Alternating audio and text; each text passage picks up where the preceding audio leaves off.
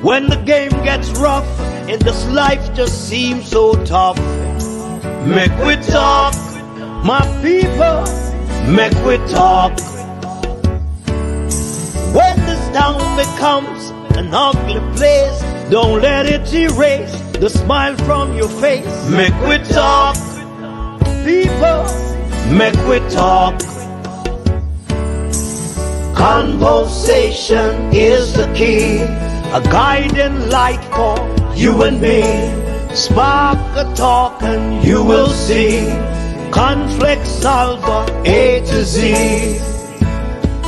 World leaders master the art of self-defense just by talk.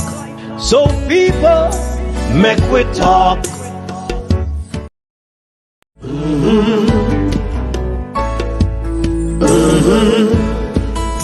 When the game gets rough and this life just seems so tough, Mek Wi Talk, my people, Mek Wi Talk.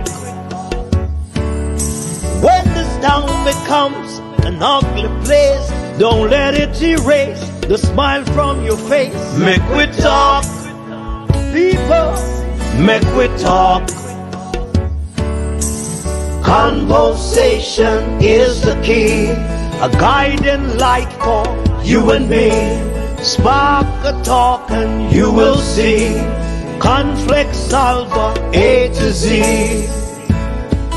World leaders master the art of self-defense just by talk. So people, Mek Wi Talk. Good night, River, listening, watching from around the world and the Eastern Caribbean. It's the Mek Wi Talk program. Good. So it's the Mek Wi Talk program. This evening we're going to speak about there's a political firestorm looming ahead. And then we're going to go live to the People's National Party Conference over there in South St Andrew. My co-host this afternoon is none other than my good friend, Head Boy, welcome to the program. Head Boy? Oh Lord, it seems like Head Boy is there, but his mic is muted. Oh, but my mic is muted, my friend. Yes, go ahead, man. I just realized. So I'm saying thank you for welcoming me, and I want to say good night to your listeners and to everyone that is tuning. And if you are tuned in now, I'm actually looking at what the numbers are online, because I'm to see how the numbers are. I am seeing 72. Each of you go tell your friend, tell your neighbor to come, because tonight, you know, when the head boy opens his fridge, that there's a lot of things that come out of that fridge, and I can assure you that we'll be going down a road tonight that is going to expose the shenanigans and the nonsensical approach that this administration is taking. They're playing chess with the people's lives, whilst people are suffering. Go ahead, man. You're not finished talking yet. So we'll be looking in depth at why is the why, the what, and the how. And we'll be connecting some dots for you tonight. We'll be exposing some truth as to why there is such a turmoil now in the Jamaica Labour Party, and we'll explain to you exactly what's happening. So we urge you to come and join us. And also, as Jefffrey stated, tonight is the party leaders' conference. Normally, the party leader enjoys his conference. His conference is the last conference before the national conference, and this will be Mark Golding's last party conference, meaning divisional South St Andrew Conference, constituency conference as opposition leader.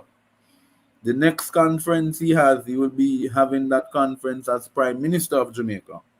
And so I think it is very important that if you're a good comrade, and if you don't have to necessarily be a comrade, but if you want to see change in the country, listen to what he has to say, because this will be a test as to what will be his real presentation at the larger conference, which is the national conference at Arena. Indeed, my friend. Pretty much that's it, that is it, Jeffrey. Yes, you hear me? Yeah, man, I'm hearing you loud and clear. Yes. And I want everyone to remember to like, share, and subscribe. Share up this live feed. Share up this live feed. As the topic, we do apologize for, oh Lord, I put up the wrong thing. I put up the wrong thing. Sorry about that, people. Sorry about that. This is what I need to put up. Yes. As we said in our topic, it's going to be a discussion and a serious political firestorm ahead in this country of ours, Jamaica. And Head Boy will be digging deep in it. Because a lot of Jamaicans are wondering why certain people jump ship and gone somewhere else. Jamaicans are wondering why the Deputy Speaker get a love letter from the Integrity Commission. If you all remember when the former Speaker of the House, Mrs. Dalrymple Philibert, they also send the IC sent a letter to the Deputy Speaker at the time, was Juliet Holness. Now they do it again. They send a letter to the Deputy Speaker, Mr. Clark. Something is growing under the political hems of this country. And this even going to dig deep in it. Before we go into that, I want you to listen to something that the President of the People's National Party, and opposition leader Mark Golding, said at a meeting in St Andrews a couple of evenings ago. Listen to what he said. This government is in its fifth and final year. Fifth and final year. This is not the time for by-elections. This is the time for bye-bye elections. We want the general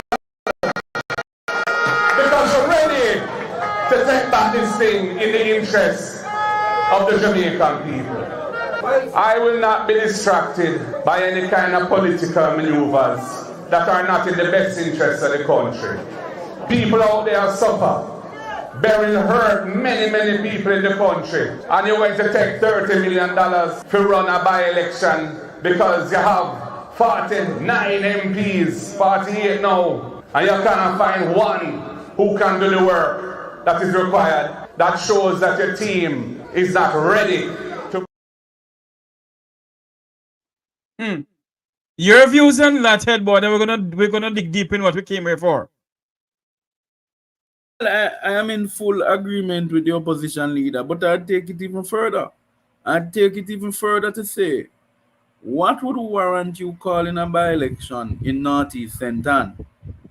And you have down in South Trelawney, which you have had Tribridge Brockway for the last 4 years. That's one. South Trelawney has been suffering from lack of representation. All the while when Dalrymple did it, they not get none, much less notion of there. Yeah? So you have a situation where South Trelawney is in dire need of representation, and one would have felt that that would be the first decision of the PM to call the South Trelawney by-election. But I am saying, Jeffrey, and I said it to somebody of note today who should in fact know if there was in fact a letter. Have you seen a letter of resignation from Ms. Dalrymple from the Parliament? No. That means she's still getting paid. And I keep on asking. Remember, you and I think it was Conrad O'Brien was here the last time. We asked the same question. Has she? No, it was Luke George. Sorry. Has she been paid? Is she still collecting a salary? Because based upon what I have heard in South Trelawney, is that Dalrymple is actually going to run back. Let me repeat it. Let me repeat, and this is not unsubstantiated claims. This is from the belly of the Labour Party in South Trelawney. Dalrymple is running back. Pat Moore said it on his campaign that everybody that was supposed to run against him back off. So it seems like it's Dalrymple going to come back. So is it that's why they keeping it? Because remember that them can't go down and go play against Darren now. I want people to understand. South Trelawney has over roughly generates over 200, 400, about 500 delegates for the Labour Party. Yeah? Mm-hmm. Those delegates voted for Audley Shaw in the last election for president of the party. Yeah? So Yes. let it be known that they can't just go in there and run in Pandarin Plus them feel like. And I'm talking plain so people could understand. Right? So essentially, it is a tug of war happening down in South Trelawney. So maybe the Prime Minister wanted to have declared a by-election, but Darren tell him not over me dead body. Yeah? But the fact of the matter is, if the lady has resigned from the speakership, she has not been seen in the parliament since. So she's holding the people of Trelawney hostage then. Well, this is typical of this administration. This is not the first time we're seeing this. Derek Smith in 2018 could not move. 2016, Derek Smith was sick, bad. Yeah, was ill, and he held the people of Northwest St Andrew hostage. We have had individuals, people know Mike Henry is my friend, but Mike Henry is immobile right now, and he's holding the people of Clarendon Central hostage. The same with Carl Samuda, the same with JC Hutchins, who has not been, particularly JC Hutchins, who has not been seen in Parliament for the last year.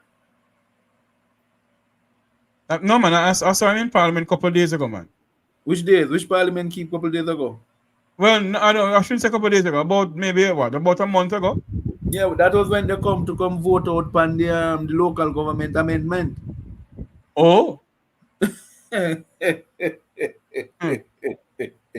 That's after he surfaced after a year. I've no one seen him. Sorry, we're gonna make you listen to what the General Secretary of the People's National Party said. Then we're gonna we're gonna segue into the discussion with the IMF. One moment for me. Here we go. How can it be that you have a government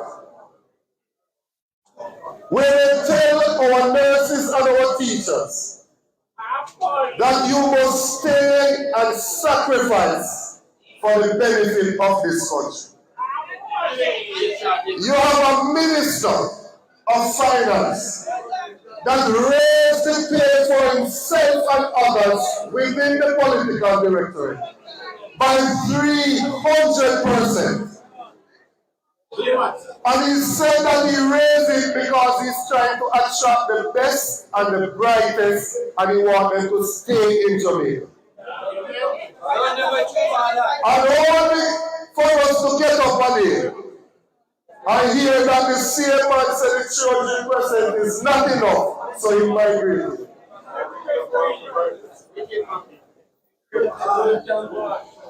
An orthopedic surgeon, a bone specialist in Jamaica, earns $12 million per year.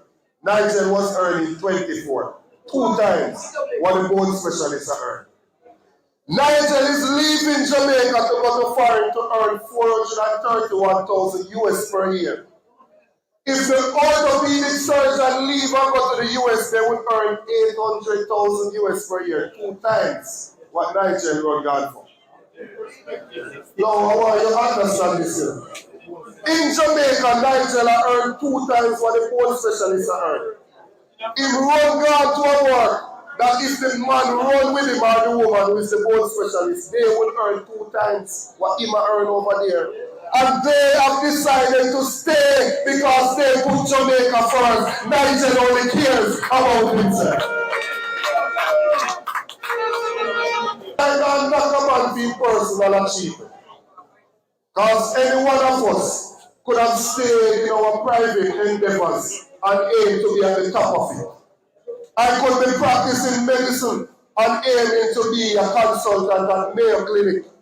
All of us could do that. we took a conscious decision that we were going into politics to shape the direction that this country is going in. And 1 year before the general election, the finance minister packed up his bag and gone, where we are telling all of the JPNPs, from Andrew right down to Simples or whatever it is, pack your bags and go.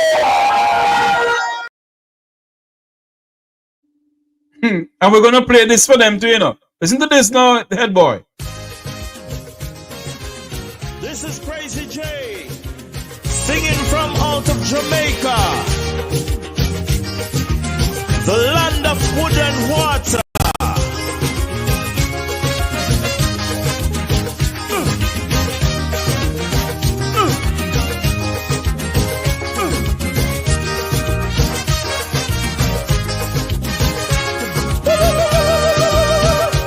The labor rights are luxury liner, failing Jamaican people. With the captain, them call him Brogard. For 2 terms, them full of greed. Nigel Clark start stepping away. Labor rights should start rock away. Somebody call Brogard, because this really look bad. Labor right a ball when things start to fall. Hold me head when me hear somebody call. Labor right, this ship is sinking. Brogard, the sea look rough. Oh yeah, the gas tank almost empty from we left the city. The high pressure really low. Nigel abandoned the ship. Jamaica don't stay on it. It's sinking very slow, very slow. Oh no, Brogard don't know what to do. Whoa, whoa.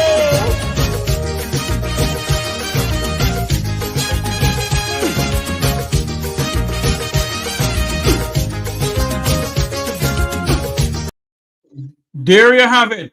The ship is sinking. Head boy, welcome back to the program. Hold on, man, where you find them, tune them, man. Kaiso, Kaiso, Captain, the ship is sinking. Oh, the seas are rough. Bro, I am telling you. ship. Nigel Clark gone left it. Then why should you and I stay on it? You Well, know, it's as an you talk amazing about that, song. This is a good rendition of this song from Gypsy. And I've always said that Jamaicans can produce other music form that is not just linked to reggae and dancehall alone. Yeah. indeed. And this election is we're going to see a lot more music form being used in it, meaning you're going to find a lot more soca, calypso type music, mento type music being used, where the last election was a lot of dancehall dubs. So ordinary Jamaicans now who have a little mento talent, go and go start write a song, because trust me, your songs are going to make the difference in this. It's going to be a song war, you know. Serious Yes. song war. I want to know, head boy, because Jamaicans don't understand certain things. The Integrity Commission has sent letters to the Parliament of Jamaica. Before that, the Minister of Finance decided to jump ship and go to the IMF. And that is something that we need to question ourselves. Is the minister part of illicit aid? Anyway, yeah. We're gonna put up something. You're ready for it, head boy? Go right ahead. We're gonna put up something on this screen here, and head boy is gonna talk to us some about it.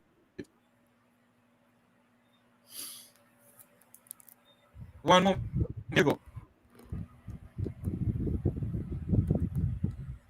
What kind of immunity does the International Monetary Fund managing director has? Head boy, go ahead. All right. So let me go from my article here. 1 second. I'm just bringing back up my article. Yes. I'm bringing up the one here on my screen. 1 second. So what led me, I want to explain to your listeners first, because you know I am a I'm a student of history, and I love to set the I want to serve the table right. When you're giving food, Mhm. you must ensure that the table is laid out properly. When when the announcement of Nigel Clark becoming a managing director was made, I was I was perturbed by the decision because I was like, why would a minister walk away from what he has? I mean, the finance minister is virtually the second in command outside of the deputy prime minister, and Mhm. our jurisdiction, the deputy prime minister is not even recognized. Yeah, so True. it's really the finance minister is the second in command, right? So it puzzled me, and I remember there was some issue with a former managing director of the IMF. Yeah. Mhm. And I said to myself, but what is happening here? Is this man trying to evade, trying to look protection? So this article, my friends, is not from me and Jeffrey, right? We can actually share the link at the bottom of the in the thing. I want you to share the link so people could go to it to read for themselves as well, Jeffrey, Yes, right? I'll do that. This is from Opinion Juris, and I want you to understand. Opinion Juris is in association with the International Commission of Jurists. Yeah. So this is no fly by night, fly by day, fly by day. Um, Pitch by. right. Chink and dark flea opinion paper. Yeah. This is real. This is real stuff. Yeah. So let's get into it without any further delays. So, what kind of immunity does the IMF managing director have? Now, and this article was published in 2011, by the way. Yeah, the arrest on sexual assault charges. Can you hear me, Jeffrey? Go ahead, man. Loud and clear. From The, Negril Point to Moran Point. the arrest on sexual charges of IMF Managing Director Dominic Strauss-Kahn, or DSK as he is known to the French tabloids, is big news. This morning, most of the mainstream media's attention, quite naturally, has focused on the salacious allegations themselves and or DSK's potential presidential ambitions back in France. Now, here at Opinion Jurist, however, I'm sure I was not the only one whose first thought went to immunity question. Namely, did officers of the Port Authority of New York, New Jersey detain DSK consistent with federal and international law? So this is date back to in 2011 when Dominic Strauss had his issues. Yeah, remember Right. that the And Dominic and and Strauss, and, and hold on for me, headbutt. What I want you to do, explain to the people who is Dominic to right? the So IMF, or who he was to the Dominic, IMF at the point, at the time. he was a managing, he was the managing director, meaning he was running the IMF. All right, hold What's her on there. name? What's her name took over from him? I want to give you the history. Christine Lagarde took over from him in the very year when this thing started. Right. All right, hold on there for me. Why we're going on that road, viewers and subscribers, our students, is because we want to come to something about the illicit aid. Go ahead for me, Right. headboard. Thank you for setting it in context, my friend. So now, international organizational immunity is a complicated topic, given its tendency to operate by analogy to the more established concepts of diplomatic and consular immunity. Now, let me just explain this. Simply put, the they have never been really they have never really been a look at. We know that diplomats have immunity, but they have never been. We have never looked at how international organizations such as the international MF and other organizations operate. Now, the relevance of U.S. law or the International Organizations Immunity Act, which is IOIA 22 U.SC 881, generally tracks consular immunity for international organization officers and employees. Thus, Mm. 2022 USC 881B provides for the following. And this is why I believe Nigel Clark took the job. Representatives of foreign governments in or to international organizations and officers and employees of such organizations shall be immune from suit and legal process relating to acts performed by them in their official capacity and falling within their functions as such representatives. Hold Simply mean, on, hold on, head boy, hold on. Put the breakdown spiritual healer for me. Read back that part for me, let me read it again. This please. is, let me explain. Hold on for me, sir. Let the Jamaican people understand why we're having this program this afternoon here, tonight here, is because the word immunity is a very powerful word. Go ahead for me. Right. So, and the act, let me say the act what it is so they can know. Act the 2022 USC 881D section B provides for, and it quotes, representatives of foreign governments in or to international organizations such as the IMF, such as the UN, right, WHO, PAHO, all international organizations, and officers and employees of such organizations shall be immune from suit and legal process relating to acts performed by them in their official capacity and falling within their functions as such representatives. Officers or employees, except insofar as such immunity may be waived by the foreign government or international organization concerned. Now, let me explain simply what is happening here. This is saying that any act that a managing director or a deputy director carries out during the process of their tenure, they cannot be be held accountable for it until they no longer hold the post. I want people to understand, yeah. So essentially,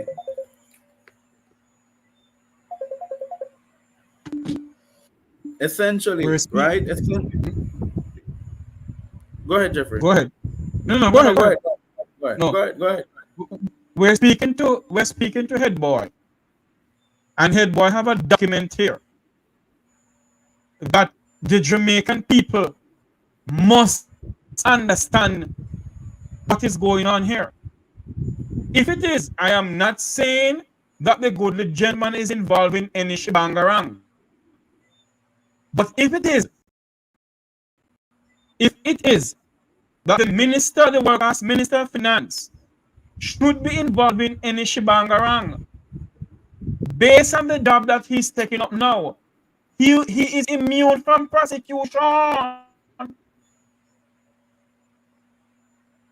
So that means that nobody can touch him. Yeah, but I want to go further. Go ahead. Right? This approach mimics that taken in IMF's own articles of agreement, section Roman numeral 9, which is 1x, yes, provides 1x 8 provides that officers of the IMF and employees of the fund, and I quote, shall be immune from legal processes with respect to acts performed by them in their official capacity, except when the fund waives this immunity. Let me say that again. Employees of the fund shall be immune from legal process with respect to acts performed by them in their official capacity, except when the fund waives this immunity. Thus, it seems at first glance that in the DSK matter is entitled only to official acts of immunity, barring waiver by the IMF. And I don't, and this is the article going, and I don't think their current no comment can be read as a waiver here. So we must understand what was happening. This guy had his whole shebang with them, and the IMF protected him. The IMF protected him. The France could not prosecute the man. And So in other words then, the acts he committed had nothing to do with his function at the IMF. but because of the immunity that he has. Yes. And he enjoyed that immunity until when he got out of office, was when they prosecuted him. Right? He stepped down today, 3 months after France pursued him. So I ask people to go look on this. And let me get where I'm getting. Because I go around no corner, you know. Because you know me, that's straight shooter. Go ahead, man. I am asking Nigel Clark, if him and Andrew Holness is playing around with the Jamaican people. Because could this be Nigel Clark fell safe or safe fell, if you want to call it that way? You know, in America, most houses have a bunker. Yeah? Right. Is this Nigel Clark's bunker? Is he setting this up so that should things fall in a manner, he has the level of immunity to protect himself? And I am of the view that that is exactly what is happening, because no one in mainstream media, no one in Jamaica has raised this point because they're lazy. They have never taken the time to look. But you see, because I'm a student of history, when I heard this appointment, I said, but hold on, why would a man leave Jamaica if he go take up something at IMF? And then I remember this guy Khan, Strauss, right? DSK. And I said, but DSK had some serious legal issues and nobody could do nothing. Remember the same thing happened to Christine Lagarde after. France had her and some fraud matters too. And they couldn't arrest her until she had done her tenure. I want people to understand that I have no regard for the international MF. Yeah? This is a bunch of cartels who are looking immunity. Everybody will go there. If you check them background, them have some very sordid past. Yeah? Some very sordid past. And Nigel is following in the footsteps of his colleagues. Yeah? So hold on there for me now, head boy. Hold on there for me now. People who are just joining us, remember to like, share, and subscribe. Like, share, and subscribe. Share up this live feed because we're speaking something of importance to the Jamaican people. Like, share, and subscribe. Share up this live. Hit the like button. Hit the like button. Come on, man. We're going to get some like on this platform here. Head boy. So that means that if the minister, the so-called world-class Minister of Finance, name is in the illicit 8, Jamaica can't touch him. When you want gone? Him when? You know immunity mean?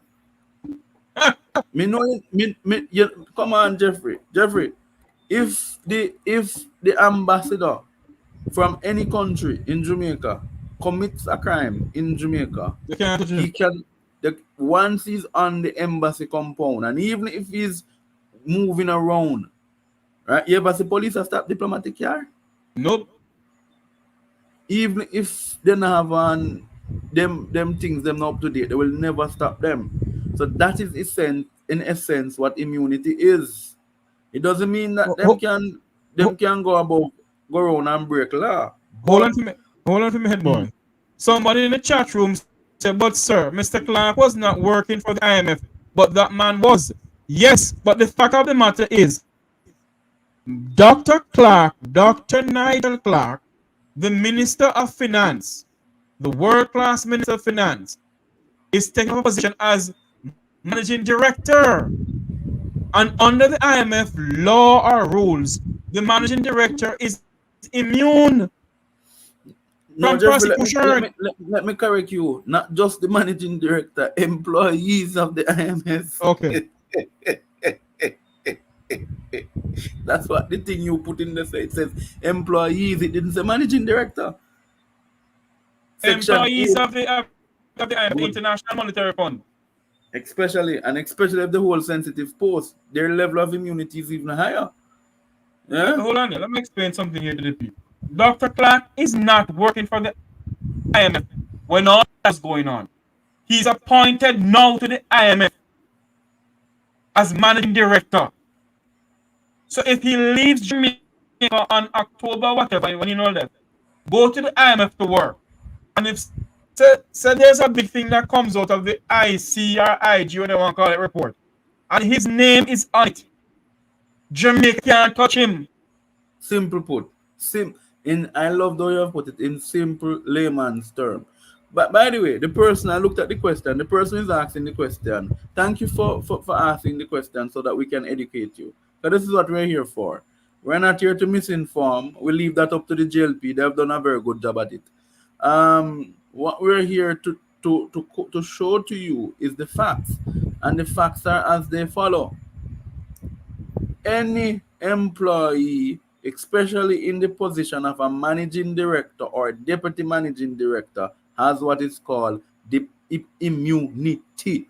Let me explain to people. The IMF is a multilateral organization. The United Nations is the political organization of the multilateral organization. IMF is the financial arm of the United Nations. Hello? So what would prevent, why would the political diplomats have immunity but not the economic diplomats? You think them madam me that now? So the same, what is good for the goose must be good for the gander. And so obviously the IMF has had a carve out in having that immunity. But I don't want to linger on this because I have more to say. Kind of waste the time. Go ahead, man.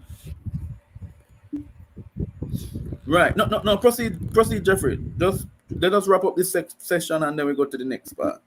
So based on all of this, students on the Mek Wi Talk program, as I said before, the parliament is supposed to resume come Tuesday, the 10th of September, as the same evening of the debate of the VP of the United States and former President Donald Trump. But on Tuesday, when the parliament the Parliament of Jamaica resume, they're supposed to talk about the Integrity Commission report. As I said before, if the Minister of Finance name is in that report and he's allowed to leave Jamaica to take up his position as managing director of the International Monetary Fund, the government of Jamaica, the authorities of Jamaica dare not touch Nigel Clark. They could have extradition treaty somehow with the United States. Jamaica can't touch Nigel Clark. If he is involved, as I said before, there is no proof that the man is involved in anything. But if his name is on the list, and he's involved in certain things, and he's allowed to leave the country come October,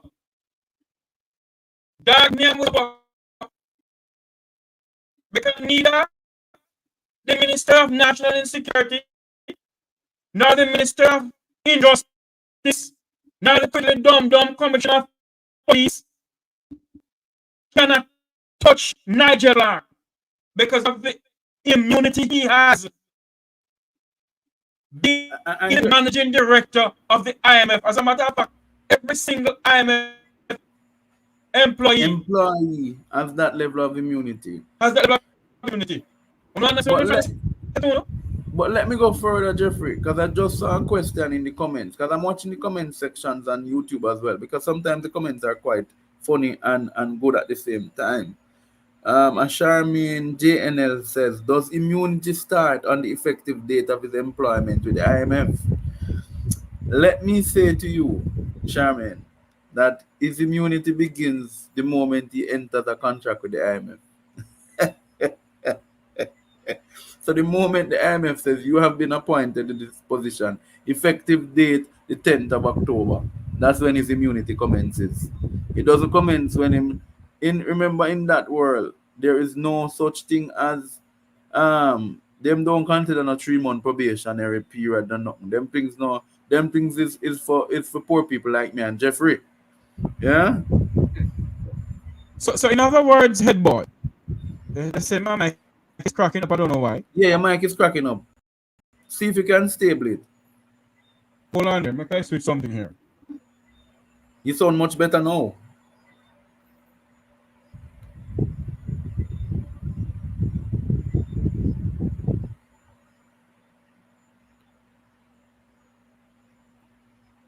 Much better now? Go again, one more time. Are you hearing me much better? Yes. Yes.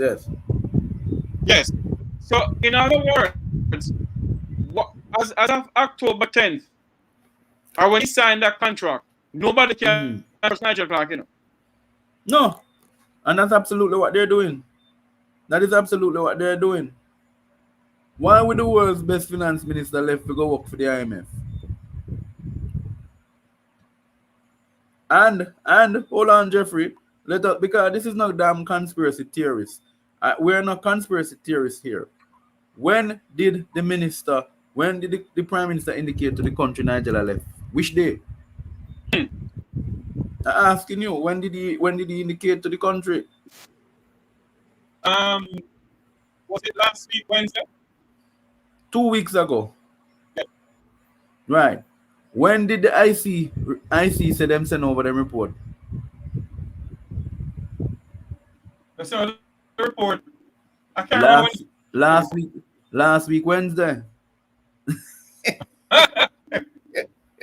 Head boy, do me a favor. You continue talking. I'm gonna go out and come back in because there's something going on with the internet there. Yeah. So it is quite interesting, Carl, as Jeffrey gets back in. It is quite interesting. It is quite interesting that they in fact have the timeline, because 1 week before,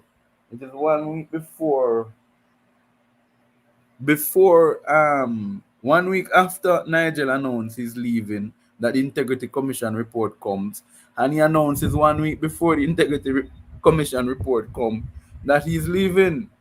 So we know that these jokers are up to what they're up to, and you know, we're not blind. We see exactly what is happening, and you know, what is funny about the whole situation is that it is obvious to me that these guys think that they can take the Jamaican people for joyride. You know, we had the JOS bus in the 70s, 80s. It seems like these guys want to treat the Jamaican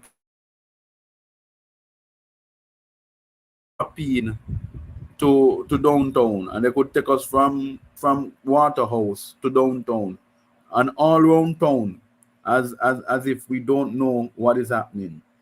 But whilst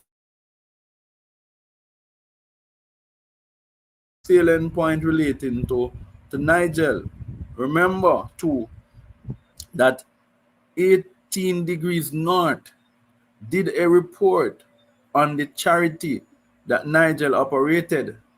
Yeah? I see Jeffrey coming back now.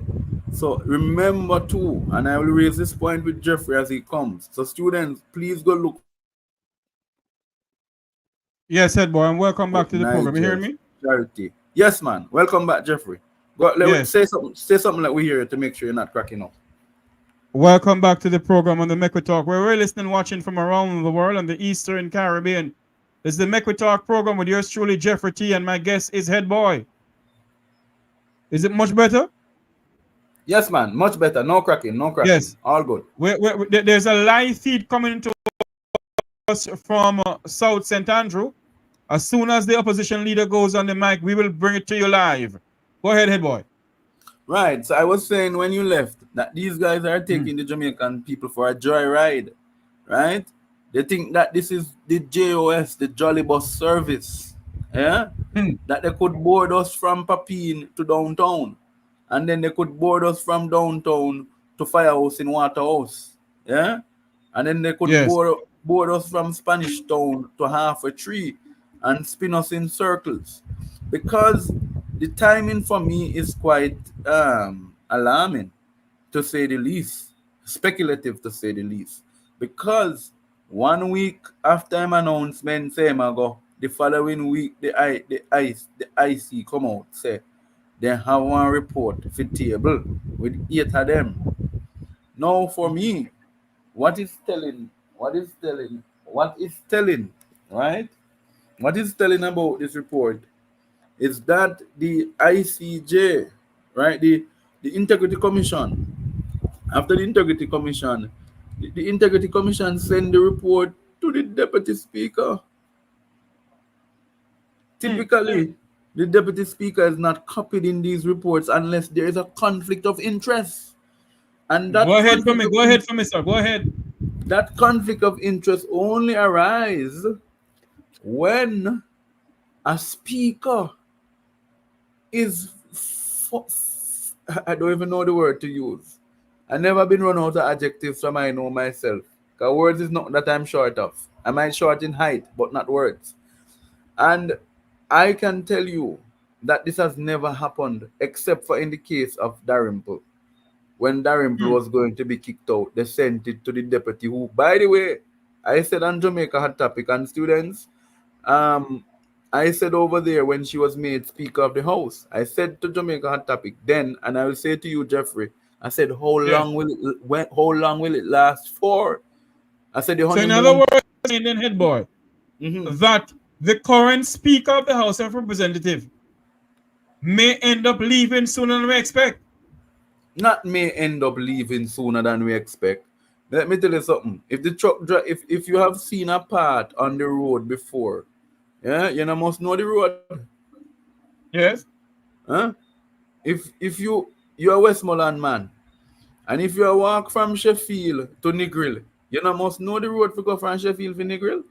We have been on this road already. That's what I'm saying, Jeffrey.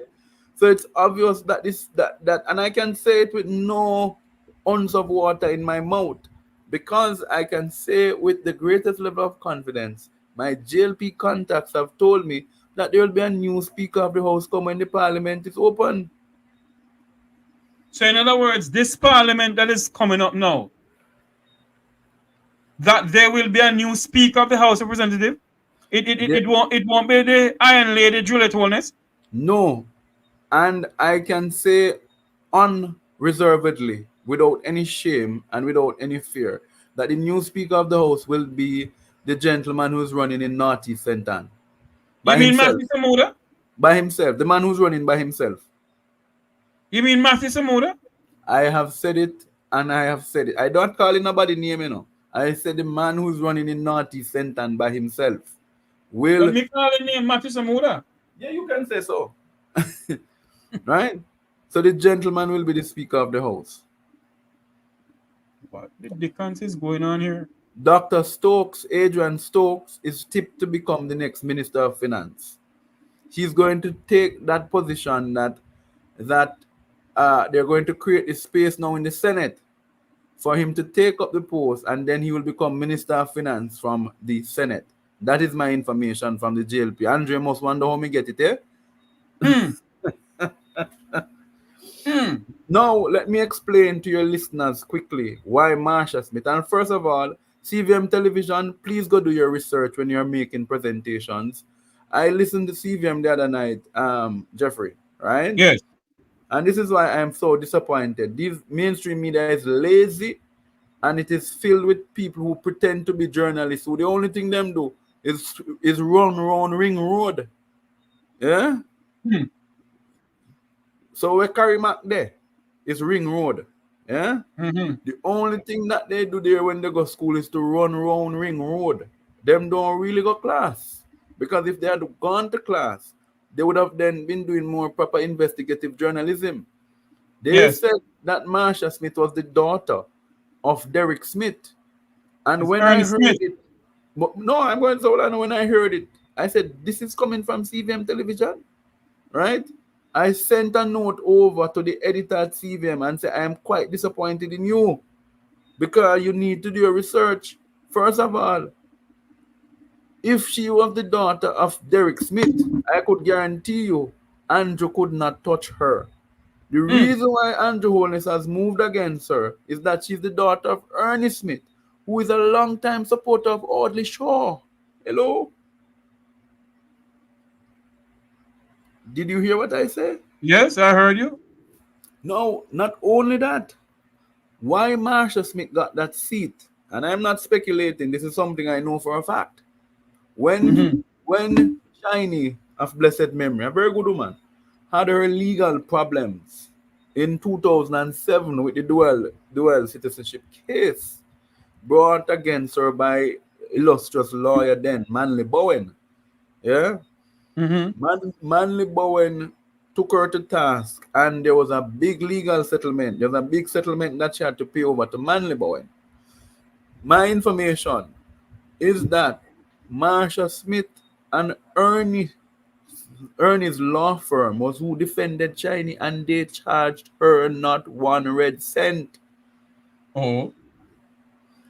Now, when Marsha was selected, it was a surprise because Marsha's family and father were pro Audley Shaw supporters. Remember, Shiny was an Andrew only supporter. So it was shocking to the entire Andrew Holness camp in the JLP when she selected her. But what they did not know, and I can tell you the metal of this woman, she's a very good negotiator. She was able to negotiate, that's Marsha Smith. She was Yes. able to negotiate with Manly Bowen's legal team in such a way that a lot of the settlement that Shiny had to pay was reduced significantly. Yeah? That's true. Hold on for me head, but remember we're gonna say, because somebody in the chat room is saying, what the prime minister can do under our constitution, the prime minister can appoint somebody to the Senate, and the person appointed to the Senate can become minister of finance because it comes through the Senate. Yes, in the constitution it says also that a member of parliament can become minister of finance, but it also says that if you go the route of the Senate, the person who is elected to the Senate can become Minister of Finance. Am I correct, sir? You are correct, my friend. I am not even going to have no academic debate with nobody. Because quite frankly, you and I know we have seen this being done before. Let me drag your memory. In 2007, when one of the best labor writers I know, right? Bruce Golding became Prime Minister. Bruce had a dilemma. Yes? The dilemma he had was that he needed a minister of health. Minister of health has to come from the House. And Attorney General has to come from the House. But in our constitution, it allows you for 4 appointments from the Senate for minister. It does not specify that this Minister of Finance must come from the House. It does not. The standing orders does not specify that. What it specifies is that you cannot have more than 4 ministers from the Senate. And count with me, and let me help you count. When he appointed, we had at the time, the Minister of National Security was Dwight Nelson. Was Dwight Nelson an elected representative? No. Okay, go with me again. Go with me again. In 2016, when Andrew Holness came there, he appointed Pernell Charles Jr. as State Minister and the Minister of National Security. Was he not in the Senate? He appointed Kamina Johnson Smith as Foreign Affairs Minister. Was she not in the Senate? Yes, she has never run for a seat. She's a senator. Exactly. From the Senate, and she's the Minister of Foreign Affairs and Foreign Trade. There's no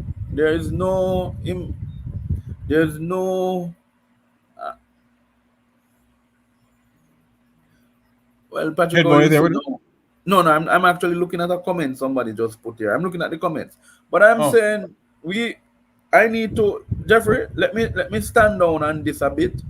Let me tell you why. Yes. You know, one thing with me, I don't fire shots and take them back, because I am not somebody to fire shot and take back. I will double check the standing orders of the House and to see how the appointment comes as finance minister. But I know what I know for a fact. The person James, hold on for a minute, boy. The person James, if you're not hearing us, go out and come back in. What I know for a fact, that the Prime Minister, and it may be correct, that the Minister of Finance has to be a member of Parliament. Yeah, but haven't we seen in the past where he has circumvented that? Well, true. True. Jeffrey, let us leave this one for a minute. Let's leave this one Right. for a minute. I'm going to get an experienced member of parliament who has served in the parliament for many years to confirm for me right now. And Right. we'll respond to it again. Yes. No, We're 1 minute from ahead, boy. We're standing by to join a live feed from South St Andrew, where the member of parliament, leader of the opposition, and president of the People's National Party, Mr. Mark Jefferson Golding, will be speaking. We're standing by to join him. We're standing by to join that live feed. We're speaking about what is going on within the realms of Jamaican politics, who will become the next Minister of Finance. And also, Dr. Nigel Clark, as soon as he takes the position at the International Monetary Fund, he will be immune from all prosecution. We do not know if his name is in the illicit aid, but if it is, Jamaica dare not touch him, because he's working for the IMF and he is immune from prosecution until he leaves that job. absolutely. So if he takes 150 years in that job, that's the time he's gonna dare. We dare not touch him. Jamaica could sign some extradition treaty, some more with the United States and whosoever. They dare not touch Dr. Nigel Clark, Jamaica's world-class Minister of Finance. We're really listening, watching from around the world on the Eastern Caribbean. It's the Mek Wi Talk program. We're speaking to our good friend Head Boy. Head Boy, based on all what you're saying here to us now, where do you see this Integrity Commission report going? Well, I'm someone who don't like to preempt things, Jeffrey. Because when you preempt or you assume, you make an ass of yourself. And I'm not going to preempt. But what I can say for sure is that it is obvious that the Speaker of the House is some way, she has some questions to answer. Let's put it at that. Yeah? And I'll leave it right there. The Integrity Commission report, did you realize something?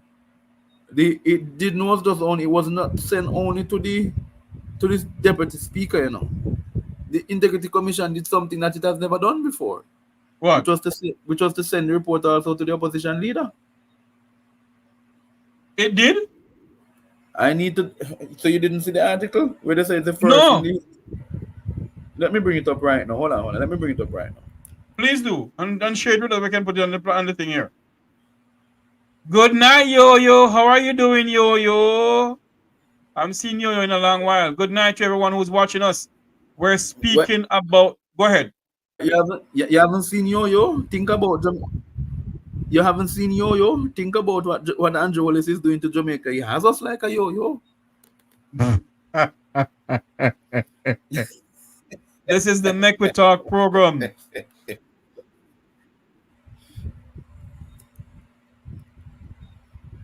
Well, the IC is funded by the Jamaican government, the taxpayers of this country. It's funded by the taxpayers of Jamaica. So the taxpayers of Jamaica pay them. Oh, you're on vacation? Oh, Lord, who can't go on vacation? I didn't call them. Well, listen to me, people. What is going on in the country now? Let's hope that come Tuesday morning, the 10th of September 2024, the Jamaican people will hear who, or get the names of who is on the investigation. Remember, the Integrity Commission said that they has given the clerk of the house a flash drive that has names and all sorts of shebang on it. And if that is the case, Head boy, would you like to get a copy of that? Me? I can't wait Would for you it. like it? Huh? I can't wait for it. We're standing by But to join the I live don't have feed. to. I don't have We're to. Go ahead. No, go ahead. Go ahead, Jeffery. Go ahead. We're standing by to join a live feed coming into us from South St Andrew, where opposition leader Mark Golding will be giving a presentation. He'll be speaking at the South St Andrew PNP Conference. We're bringing every conference to you live, whether it be the JLP or the PNP. We're going to bring it to you live right here on the Mek Wi Talk Jefffrey Tavares YouTube channel. Wherever you're listening, watching from around the world and the Eastern Caribbean, welcome. It is now 8:51 in the United States, 7:51 in the land of wood and water. Good night to St. Vincent and the Grenadines. Good night to you all. Head boy, you ready for us? Yes, I am actually on the JLP FM. I mean nationwide. Sorry, right? Oh Jesus! And nationwide published this on the 6th of September. Yes. Can you share it with us? They said yes. Let me share it with you 1 second. Please share it. Oh, share from the screen. Yes. Yes. Wait, I can share from here. We do not present. Share screen. Let me make sure I don't have any of my private business here. Let me take them down for. All right. Parliamentary. Okay. All right. So this is what you should be seeing it. 1, 2, Yes. 3. Yeah, it's coming up now. Hold on. Yeah. It's coming up now. There it is. Right. So nationwide understands that Parliament may be recalled earlier than scheduled, but that's not what I really want. The report, which includes its indicative ruling, was submitted for tabling by the Integrity Commission on Thursday. The report is expected to bring closure to the long-standing issues surrounding the Prime Minister's statutory declarations, which have remained uncertified for nearly 3 years. Yes. The Parliament is originally slated to convene on the 17th, but they're looking. Nationwide News has also learned that the government's caucus is considering bringing God knows back into session on Tuesday, September the 10th, in response to new reports from the Integrity Commission. Yeah, this is coming from the nationwide. So the early call of Parliament. No, these reports include report of investigation, an associated indicative ruling, and a full ruling from the Director of Corruption Prosecution. So my friend, hold on there, head boy. Hold a minute. The opposition spokesperson on industry, Anthony Hilton, is giving a presentation. Let me just remove this and hear what he's saying at the PNP conference in South St Andrew. Let's go over to what is going on over there. 1 moment for me, please, everyone.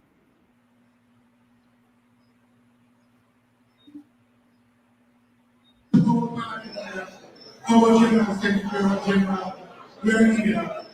We're not here saying they don't make another deal, but they play another deal. They play with themselves. We don't play with them. Because that deal is a stack deal. They're trying to trick somebody. So let them go. And let them win. And let them clap and so we never have a contest, so we have to run there.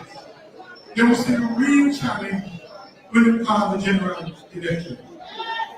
But when we're trying to, we want to guard them up. We want them parliament again to this time. That's what I see.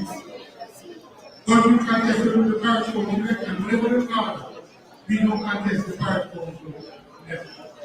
But our intention is to show that the laborers may be in office, but we are in power. They may be in office, but we are in power. The community, we want to show them. We want mobilize, Region 3 will come up stronger and united. Because we take the demonstrate and prove all the people that People's National Party, Region 3 and all the political is strong and very much moving the next prime minister.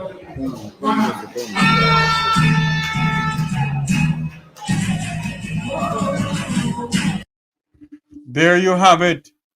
Live from South St Andrew. As soon as opposition leader Mark Golding ready to speak, we will go there live. Head boy, you're back with us? Let me see. I'm back with you, my friend. Look at the message I send you. Yeah, man, no problem. Right, because I'm suggesting right. So we could do that because then we could carry the meeting. You could carry the meeting for its entirety. Yeah. Right. Because so what you're gonna do? Go ahead. So what I'm gonna do is just wrap up on these points, and then we'll just go over at 9 o'clock, which is 8 o'clock Jamaican time. Right. Essentially, to stick. The government is in a political firestorm, but this is not the only firestorm that they're facing, right? So we have spoken about the need to remove Marsha from St Ann, not going down to South Trelawney, and remember that Nigel Clark will be removed from the cap from Northwest as well, which is going to see the elevation of Councillor Dwayne Smith. Yeah? That's Derek Smith's son. That's Derek Smith's son, whom by the way, may God have mercy on our soul, you know, because there are quite a lot of issues surrounding that, because the young man who is set to replace Dr. Clark, and they could take me to court for saying so, is a serial gambler. Oh. Hello? Oh.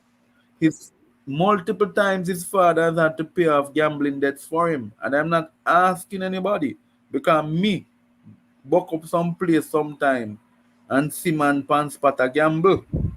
Hello? There is an hotel along Mullines Road. Yeah? That's where they go every night. Plus they have some other spots. But I am saying that if this guy is in debt under the parliamentary rule, you know that if you're in debt, you can be. You're not supposed to be a minister. Isn't that so? I think we have lost Head Boy. We're really No, you have not lost me, my friend. Go ahead. I am saying if you are in debt, if you are indebted, you cannot be a member of parliament. Go and check the requirements for being a member of parliament, and that is one of them. Yeah. 2, this does not go well, because Nigel had a report was done on Nigel from 18 degrees north. We carried that report, you and I. Yes. Yeah? And it spoke about his charity endeavors. True. Yes. So where the money there? And that is why we're going to break away from this. Senator Floyd Morris is speaking. One moment from Head Boy. Don't go anywhere. We have to bring this to you live as we get I'm done. going to switch out. Jeffrey, I'm going to switch over. So just bring the meeting. Bring the meeting. Okay. I'm going to switch out. Yeah. All right. Thanks much for coming on. Here we go. South St Andrew PNP Conference.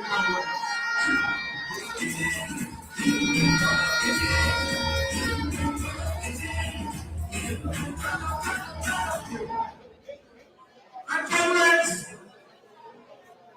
I have to come Bluetooth to the Commonwealth Conference because from the outset I have been here endorsing and supporting the government leader.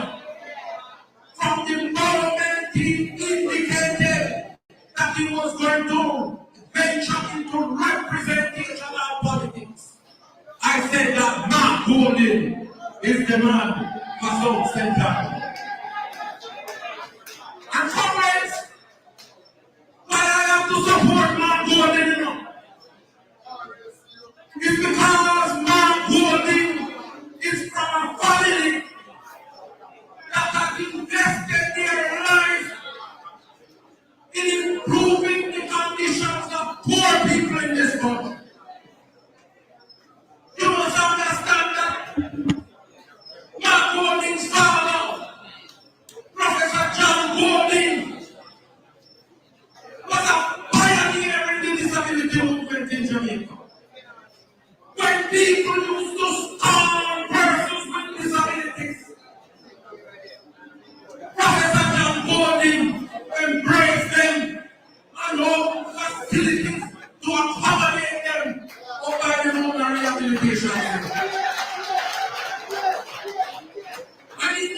1950s and in the early 1980s when there was a polio outbreak, Jamaica had to turn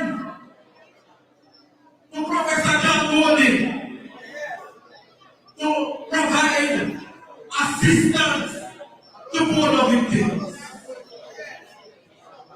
And polio is a major contributor to persons with physical disabilities in Jamaica. And so we have to embrace a man from a family that stands up for what I man represent and what I stand for. And I know that with Mark Golding as the Prime Minister of Jamaica, people with disabilities will feel nice again in Jamaica.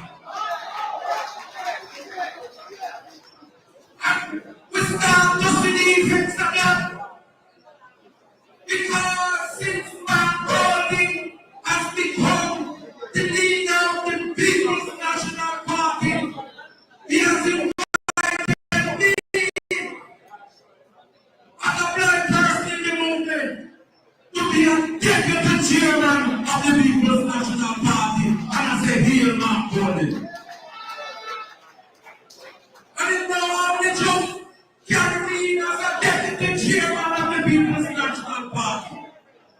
It makes me as a spokesperson for housing and sustainable living in the shadow cabinet for the People's National Party, and I say, here, Mark Golding. And let me tell you something, as I touch briefly on your portfolio, because the boss I must speak extensively during next week's conference. But let me tell you something, I hear some people beating their chests about 300 houses for social housing in Jamaica over the past 6 years. That's 50 houses per year. When purchasing Samina was Prime Minister in 1 year alone, over 400 houses were built. Social housing for poor people in Jamaica. Social housing in the town. We now talk about the amount of houses that were built by the National Housing Trust and the Housing Association of Jamaica, AJJ. Me not talk about that. I am talking about social housing that was built by the People's National Party in 1 year. And let me tell you something with Mark Golding as the Prime Minister of Jamaica. And with Lloyd Morris behind him giving support with the housing portfolio, we want to continue the housing tradition of the People's National Party that was started by no other than the Honorable Church John Rock Anthony Spalding, who built houses left, right, and center in Jamaica for the working class of Jamaica. Let me tell you something, Congress. Understand that the People's National Party is serious to our commitment to the people of Jamaica. And when you have a good leader, you will have a good Prime Minister. And when you have a good Prime Minister, you will have a good government. And the People's National Party have a good leader. The People's National Party have someone who will be an excellent Prime Minister. And the People's National Party will be an excellent government. One love, Congress, one heart, God bless you, and we march forward to the future.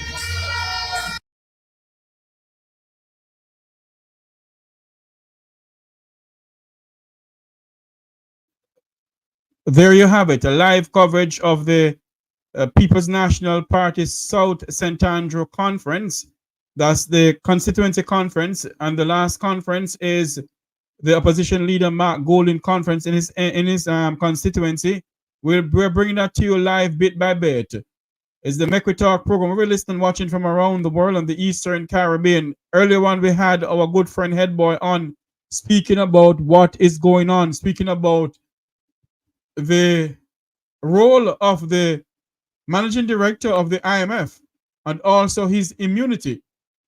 In other words, if, for instance, saying that the minister, I am not sure, I'm just saying, if the Minister of Finance of Jamaica name is involved in the illicit aid and there should be any prosecution,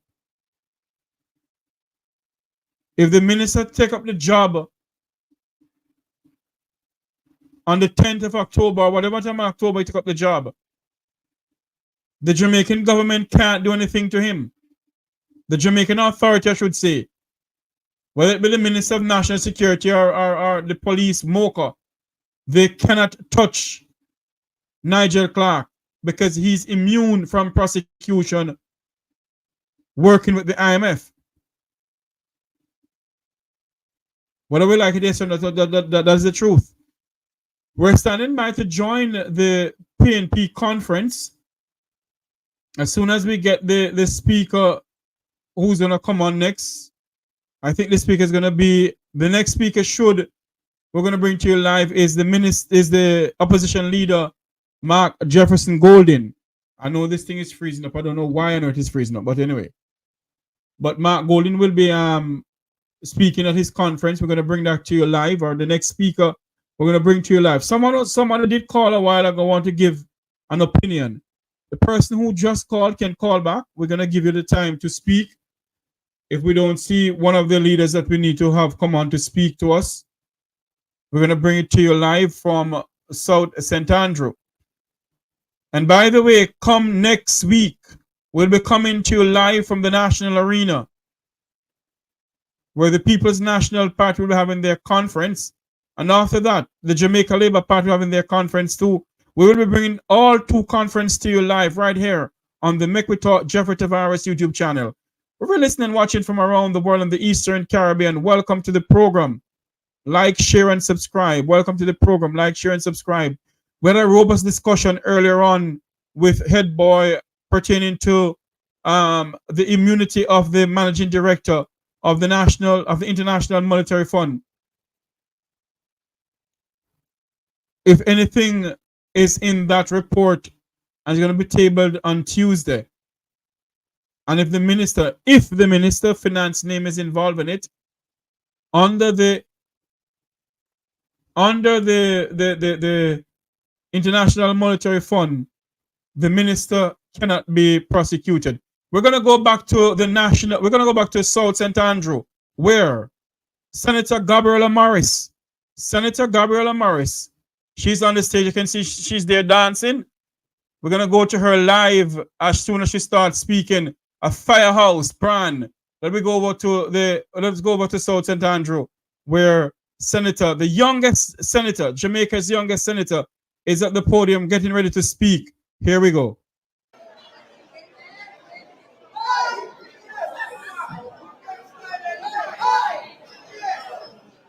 Comrades from the bastion of the People's National Party, let me hear you. If you are ready, let me hear you.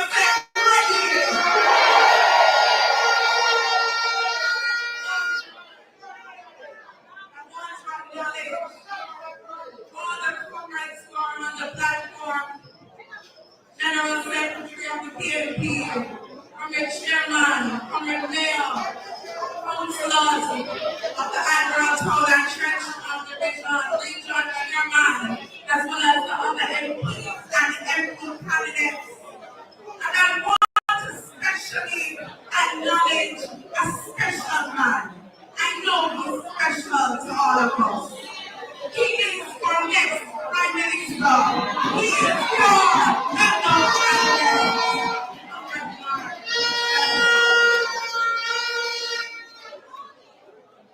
Comrades, I'm happy to be here with you this evening because I believe that we are on our way. We are on our way to our victory. And this is an important journey for the People's National Party. This morning, the leadership of our party was in St Andrew, in my constituency, Northwest St Andrew. And I want to acknowledge the comrades who are here from Northwest St Andrew. I see one of the chairmen of the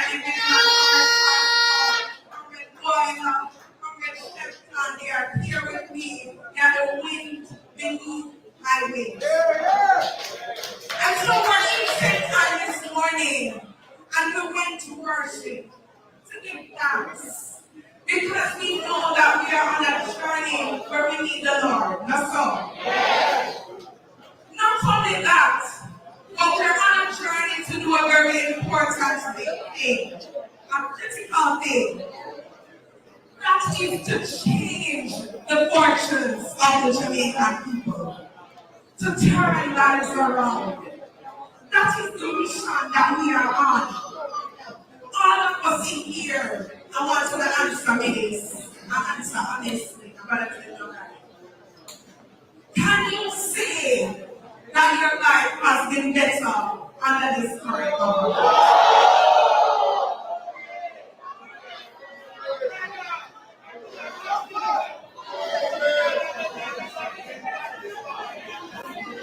I said a few months ago that the People's National Party is on a rescue mission. And even now more than ever, we have to take it seriously. Because comrades, when I talk to young people in Northwest St Andrew and all across the country, they say, why? Indeed. We do everything that they say we should do. We go to school, we get the education, we be able to sell, we have manners, and yet still they have trouble. And yet still, when they look in front of them, many of them cannot see hope for a brighter future. Many of them cannot see past a call center work. Where a lot of our young people are being abused in this system and are under some regimes that are not acting in their best interest. And so as a party, we are not dead to the cries of the people. We are not dead to the cries of young people who want to see better for themselves and for their family.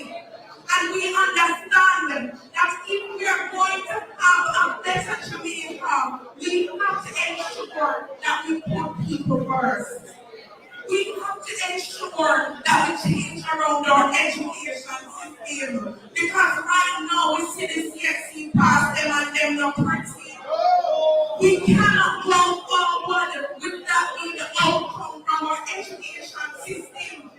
We cannot go forward with young people going through the day hungry. We cannot go forward with parents having to decide which day they are going to send them baby to school and they know we have to make some serious changes right now. And that is why we dress up in a orange clothes and we all up and down this country. It's not just because we want to run up and down, but it is because we believe in the mission of the People's National Party. It is because we believe that our leader, Mark Golding, can bring transformation that this country really needs. It is because we believe that Jamaican people deserve better. They deserve a government who cares about their needs and wants to see them move forward and advance in a life. That is the journey that we are on. And so, comrades, this evening, I don't want to ask, because we're not all years ready, but I ask that you will continue to be evangelists for the People's National Party. The victory is there. It is ours to take. Let us continue to do the work. Support your MP, support your leader, and your next Prime Minister. We're going forward, never back.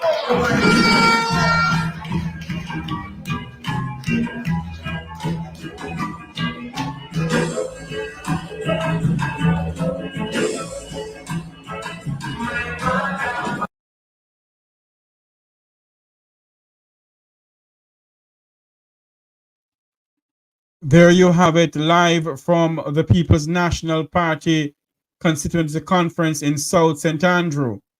That's the youngest senator in the Jamaican Senate. Senator Gabriela Morris was just speaking a short while ago. She speaks about, are you ready? Is your life better under this present administration? As soon as we get another person to speak, we're going to bring it to you live. This is the Mek Wi Talk program. We're going to bring it to you live. Just one moment if we get to what this person is saying now.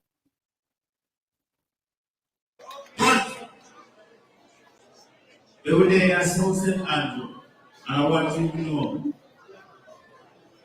Mr. K certify himself has to go down. His wife has to go down. Cleveland Williams in the school business has to go down. Derek Barnes and KPS have to go down. Floyd Green and the farmer have to go down. The whole of the neighbor right there must go down. And because of that, the brand new minted mayor of Kingston over there fully proud, like they listen to our WhatsApp call. I bring to you now a husband, a father, a businessman, made terms as president on the Vineyard Town Division.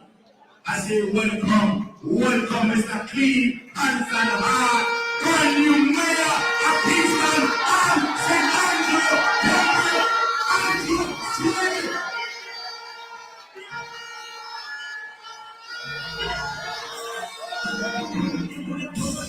Mayor Andrew Swaby is about to address the crowd there at the South St Andrew Conference of the People's National Party, considers the conference of the People's National Party. Let's go over to the podium. Former party leader, other distinguished comrades on the platform, comrades from South St Andrew, let me hear you.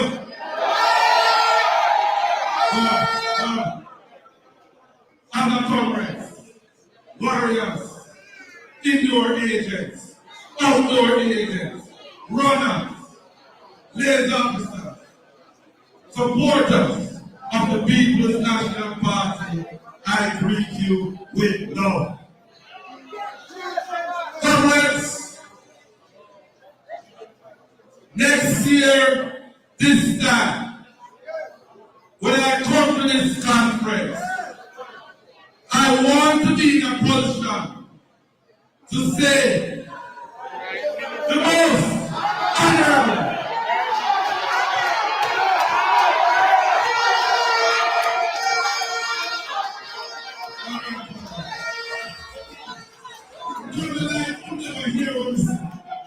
I want to be in a position to say the most honorable man Jefffrey.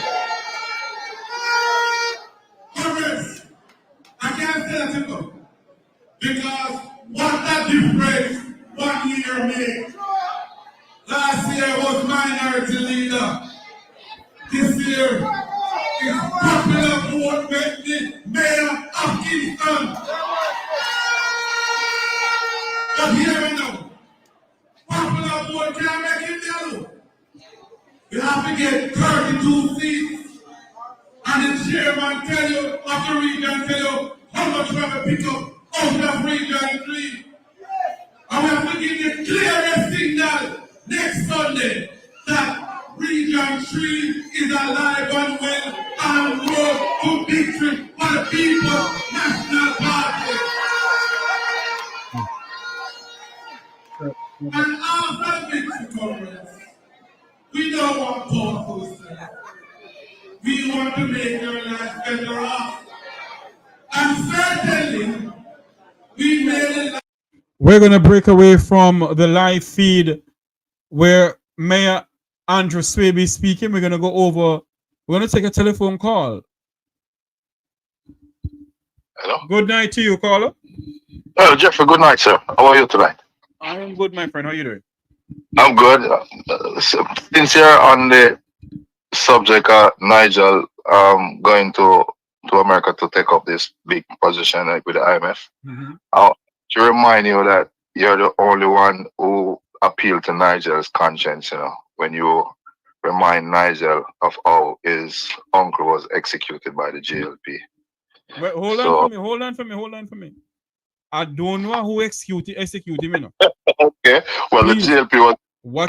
Hold on for me. You not get in no trouble. You hold on a minute. I want to retract that for you. Mm-hmm. The JLP was in power when Nigel's uncle was slaughtered.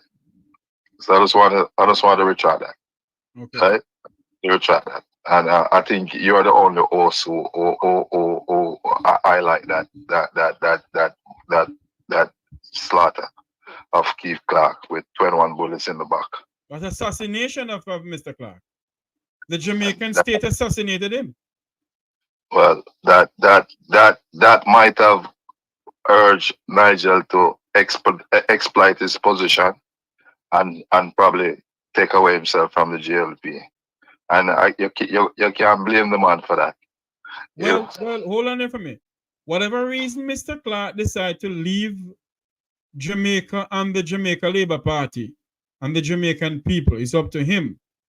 What we are debating on this evening is that if Mr. Clark is involved in any shibangarang and he goes to the International Monetary Fund, there is nothing Jamaica can do. They can't prosecute him. They can't extradite him back to Jamaica or nothing. Because hold on for a minute, sir.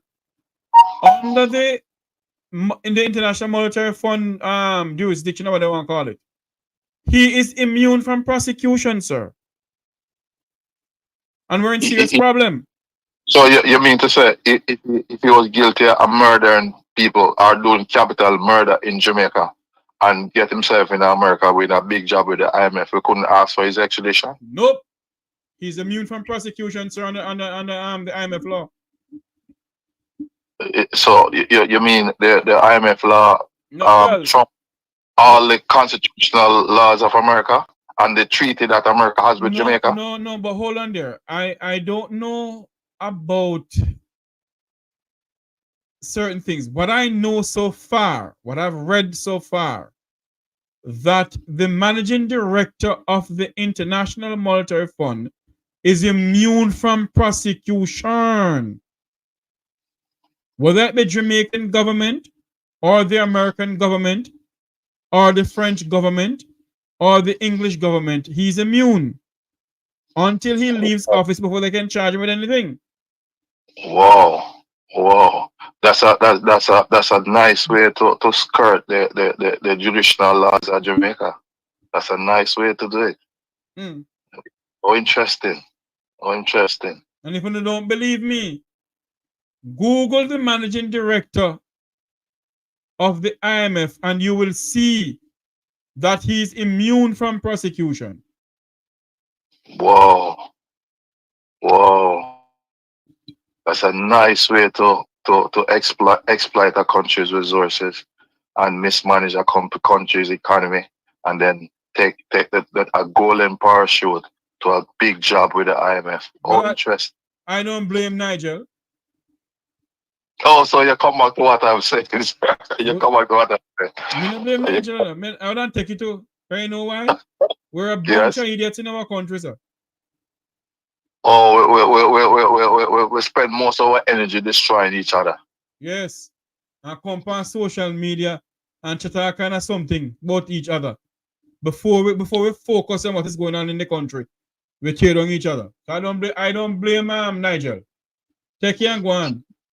But I was always suspicious of Mr. Clark based on the 300% increase that the political directorate got, and he shut down the thought of giving the working poor a reasonable increase. Let me ask you a question.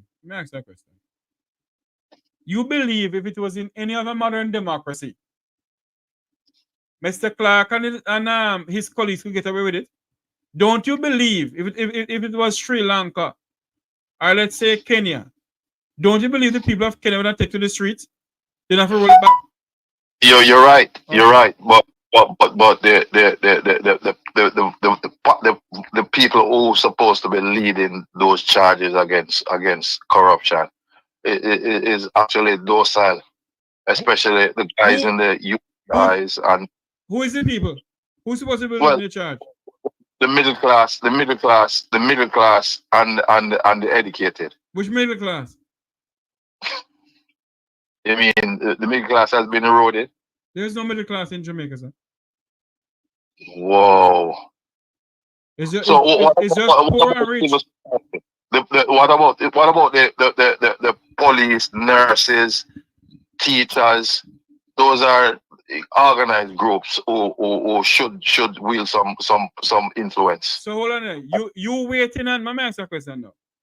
You all are waiting on police and soldier, well, police and teachers, and as we get up and take to the streets. They take to the street when the pay is not right, Jeffrey. So what about the normal Jamaican people? They are intimidated. Oh, so hold on, the nurses and the teachers are intimidated. No, they are from an organized group. You're not chatting nonsense. They are from an organized. Listen to me. We're not talking nonsense. The teachers and nurses. When people can't come out of jail, and let me make this clear, Mr. Adidja Palmer, sir, I am happy you're out, and I've been talking for you that you need to come out. But when Adidja Palmer, aka Vive Cartel, come out of jail, the Jamaican people don't take to the streets, though. I see your point, Jeffrey. Okay, so now come chat nonsense to me, sir. I see your point. The people can get up and do something, too. I see your point. But that's different from taking on a powerful entity like corrupt government. What is different? So you are saying to me tonight, Kenya have how much millions of people? And the people of Kenya get up and demand accountability. The people of Sri Lanka does the same thing. Why we sitting in our country and can't do it? But when you have hidden hands that mobilize the people behind the scenes, Jeffrey, in Kenya. Stop chat nonsense, Amiz. Come on, the people listen to me. Mm-hmm. So okay, so when election call, are people mobilizing for the vote? Come on, Jeffrey, you know better than that. You know there people mobilize people to do things, man. I want me to tell you, me na compa no social media. Listen up, my blood pressure over nobody in Jamaica. But listen, Wilfred, listen to me. Wilfred Rattigana, Jefffrey Tavares, Wayne Lonesome, Isaac Buchanan could have 1 million sitting on YouTube. We could have demonstrated with blue in the face in the United States if the Jamaican people don't get up, nothing going to happen. But listen, you don't underestimate your impact on the consciousness of Jamaica. Hear what I said though? If the Jamaican people not get up and do something, we could have chat to the blue in the face. Nothing going to done. And I want thing me to tell everybody tonight here. I will not be coming on this platform day after day chatting for the people of Jamaica and sit down on their backs and not do nothing. We're not doing it. Organization is a good thing. If you don't organize the collective group for make move, the individual. So hold on. Who organized them for go chats for free Vive Cartel? Who organized them? That's a whole different scenario. It's not a different scenario. That's a whole different scenario. No different scenario, sir. None. I see you want to categorize it as in the same. Anything. Yeah, but it's a totally different scenario. When you try to oppose governmental missteps, it's far more dangerous. Why so dangerous? So let me ask you a question. Because honestly, I may not understand this. When other people around the world stand up, when totalitarian countries like China, the people of China stand up and speak out, do you remember? Do you remember the tanker in the heart of China, and a Chinese woman stood up in front of the tanker? Yeah, but don't remember they were hold on, man. Let me finish now. Flags then. Don't forget Tiananmen Square. I remember. Can I finish? Yeah. Okay. What happened in Tiananmen Square after that happened? Well, the Chinese government become more tolerant, but at least the American influence was there. Oh Jesus, you're going back in America again. Why No, not but believe? No, hold on there. Why not believe that Jamaica's problem, America must solve Jamaica's problem? Jamaica Why do we try to believe solve that? the problem, don't it? What? America try to solve Venezuela's problem, don't That's it? no. I'm asking you a question. As a Jamaican citizen, you believe America must come solve Jamaica's problem? So listen. Answer the question, no man. I think they can play a part. In what way? Like the last time they tell their citizens not to come to Jamaica because you might get robbed and murdered and the health system is not good. And that's a part. That's a part. Oh. The highlighting the man history arc and all that. That's a part. Listen to me. Let me get upset in the night. Because Jamaican people are a bunch of jackass. They must get up. Not all, Jeffrey. The few. No, apologize to nobody. The few who try to organize and try highlight the missteps of government. So hold on there. What do you expect we do? We must get up and chat 24/7 a day. Let's continue chatting, nobody not do nothing. Jeffrey, don't sell people not doing nothing. The people what are they doing? They have limited impact and it's working eventually. What are they doing? They get up and they demonstrate in front of JN Bank about free Palestine. Did you see that demonstration Jamaicans get on that about free Palestine? Did you see that demonstration? Yeah. Well, who organized it, Jeffrey? I'm asking you a question, sir. Did you see that demonstration, sir? I saw it. Okay. So same way, okay, so you talk about organization. Same way they organize that. Why couldn't they organize a demonstration against corruption in Jamaica? But answer the question, no man. They couldn't know. But if they don't have excuse. If they don't have too much excuse. That they can use as an umbrella. To do it individually, you can be singled out and destroyed, man. You don't have too much excuse. The people who planned the demonstration to free the people of Palestine. It wasn't one people, it was a group of Jamaicans, born Jamaicans. You see, if we had neighborhood watches in Jamaica, vibrant organizations like those, we could have been more effective on the ground. Oh. So we must be over here on YouTube and chat for them over there. I'm mad as hell. Jeffrey, what you're doing? I don't care what you want, so what I'm doing. Me not doing it anymore. Keep doing what you're doing now. It's having impact, Jeffrey. You might not doing it anymore because they sit down. All they do, they sit down and do nothing about it. You might not let me see who the chat on the platform upon PNP sitting here. Do your thing, boss. Do your thing. All right, man. Thanks very much. You too.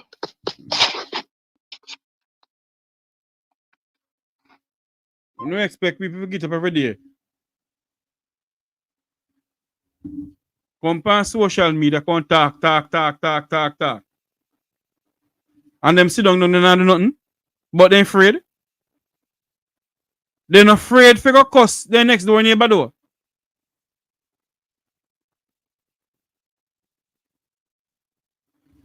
We must wake up in this country, man. The change that we seek in this country will never come from the two political parties. It will come from us as a people.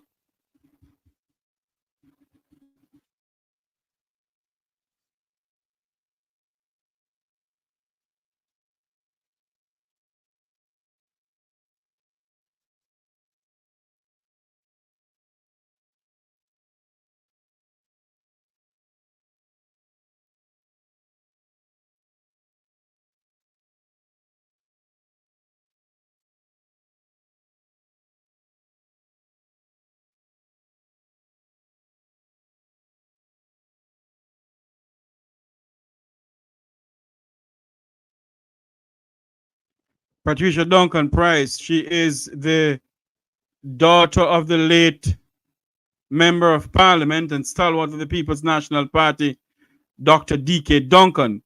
As soon as she starts speak, we'll bring it to you live on the Mek Wi Talk program. Patricia Duncan Price will be the next speaker coming. There she is dancing to the drift song. We can't play this on the platform here because, copyrights and everything. Oh, yeah. There she is. Oh, yeah. Oh, yeah. You go. Make we go. Here we go. Tigaba. Make a bang. Lebalo. Bangalo. Here we go. as we go live to the People's National Party Conference in South St Andrew. Miss Patricia Duncan Price is at the podium speaking. I don't know who is using the camera, but we can hardly hear it. Because this is PNP something I've been nice, and I am so nice. So tonight, it is good to be here. We are here tonight in a pretend private session because nobody can attend that this is an public session, right? Because it's big, it's nice, the vibes right. And you know why the vibes are nice? How we know say we are win? How we say win? What do we say? Are we are? Are we ready to win? How we say win? And we are ready to win. Comrades on the platform, comrade councillors, council caretakers, MP caretakers, with special council, friend council, the being over there, I love you like cocoa. Comrades, our comrade chair, Angela Brownberg. Good to go with you. Hello, comrades. No one here said, power to Angela Brownberg. Power! A powerful woman. And doing a great job as our chairman. Great job as our chairman. And then comrades, now for people on the Jensen. Jensen, I'm gone good enough. You want to see the pros? Jensen, I'm gone good enough. You want to see that? We. Jensen, I'm gone good enough. Then not intended. Throw that like water. Like water. And then have people on the knee. When I tell you, say, proud punk, right, yes, sir. Because all of today is supposed to be proud members of the People's National Party. Now, when we look on this stage, when we read the newspaper, when we go on TikTok, we feel good because PNP are one good and our mayor is going on good. You see, when you go on TikTok, and you introduce yourself on TikTok, you just step out. So let him see the first video. You step out and then obviously step forward like in my mother. Yes, but go on now, they have good reason to mother. Yeah. And then our comrade chair, she did on TikTok again with comrade God. You don't notice? But you don't want to come dance with me. But comrades, we are everywhere. And before I pick up the man of the moment here for today, I want to acknowledge my counselor from the Apathy division, comrade councillor Darrington Ferguson. We were on the road earlier today, working together last night, we were here so late. And then I want to acknowledge my team from Eastern St Andrew that have been on the ground, working every day. Comrade Carl, comrade Tess, comrade Chantal, where are they gone?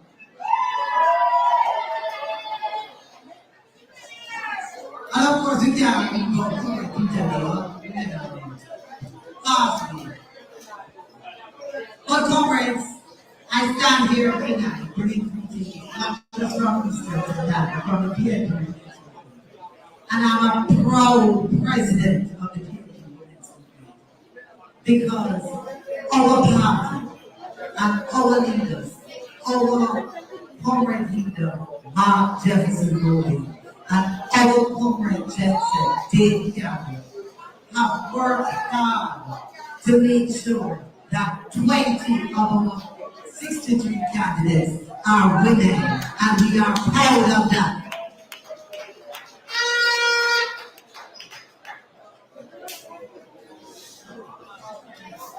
So comrades, and we will take more. We will take more. As they come, we will take more.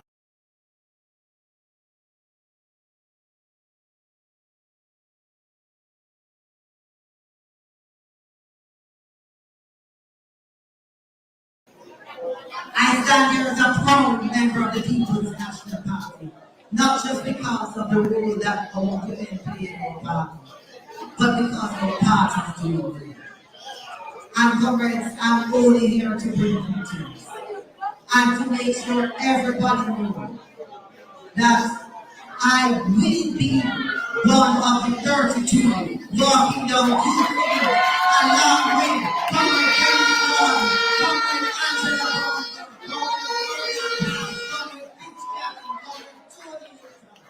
Comrade Dick Campbell, and we will be proudly saying, look, Comrade Gabriel Amari, so we could have forget Gabriel. Comrade Gabriel Amari, who is on the stage tonight. But there are many more, because they need to walk not with 32, but with 42.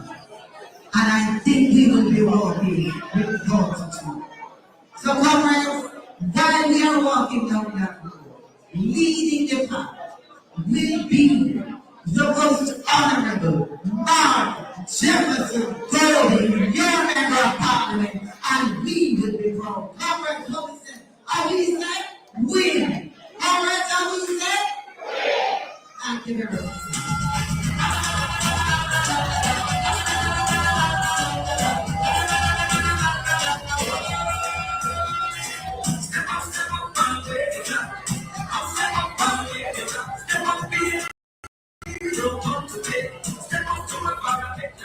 Comrades, we heard it from the president of the PNP movement and candidate Eastern St Andrew, Comrade Patricia Duncan Sutherland. Big up one more time.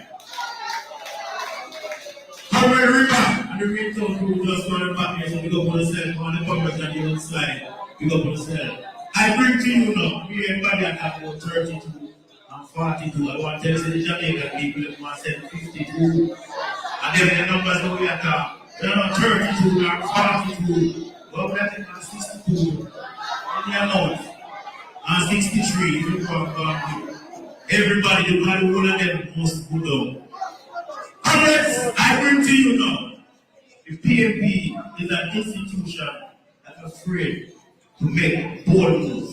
And a man who was taking now the reliance in the entire country and the banking fees. Member of Parliament for St Catherine. So, welcome MP Fitzgerald.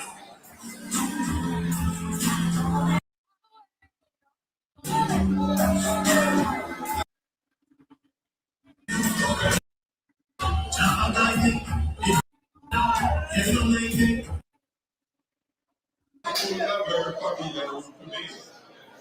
I have been in this room many times. Before Comrade Mark Rowling and during Comrade Mark Rowling.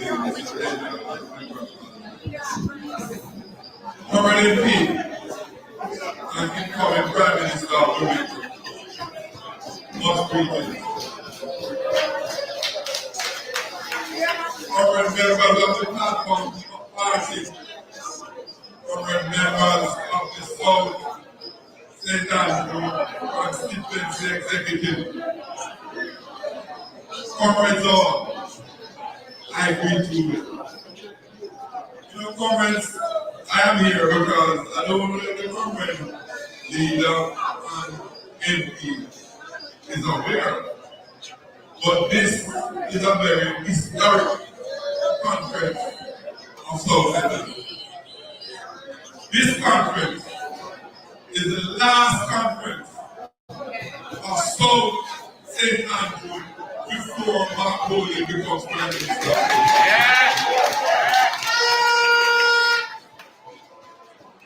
And I was here.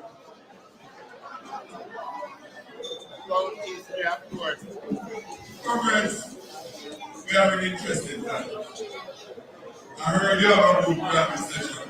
But by the way, comrade leader, I thought that the conference was a police party. It was complex. And I was trying to show Charlie. And I see no sign. I asked Calico youth, where the golden conference at you? I said, no, it's pop star. Young youth. Iris in this center. So this is you know things.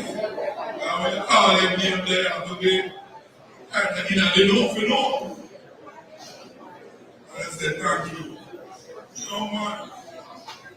And I said, okay, I'm in it. I said, drive carefully. Have a good day, sir. But they will find that this is the youth who are cultivated and something that. But seriously, I was really lifted by that young man. The way he engaged me in my grief. Comrades, this is your conference, but it is our conference. It is Jamaica's conference. A conference where we conduct the business of this constituency for the next Prime Minister. And I've been telling comrades, the PNP is not about just winning election. You don't run just to win. To win, yes, but we run to win with a purpose. And the PNP was never created as a party just to have fun. It was created with a purpose. It was created with a purpose to make Jamaica a better place for the majority of its people. And you as comrades are no ordinary person. You are soldiers and lieutenants in that army to make Jamaica a better place. And we must always be mindful of that. Our purpose. And what is that purpose? Is to make sure that the majority of our people can realize a better life for themselves and their family. That purpose is to make sure that everyday Jamaican young person can have a better education. To make sure that the health services in Jamaica is at a minimum level that is acceptable for everyday Jamaican. It must mean something for you. And that's what we are about. It must mean something that you live in a better housing situation. It must mean something that when you get old, you are not destitute because there's a state there to look after you, to make sure that an acceptable minimum is met. That's our purpose. When you work for the People's National Party, you're working to fulfill that purpose.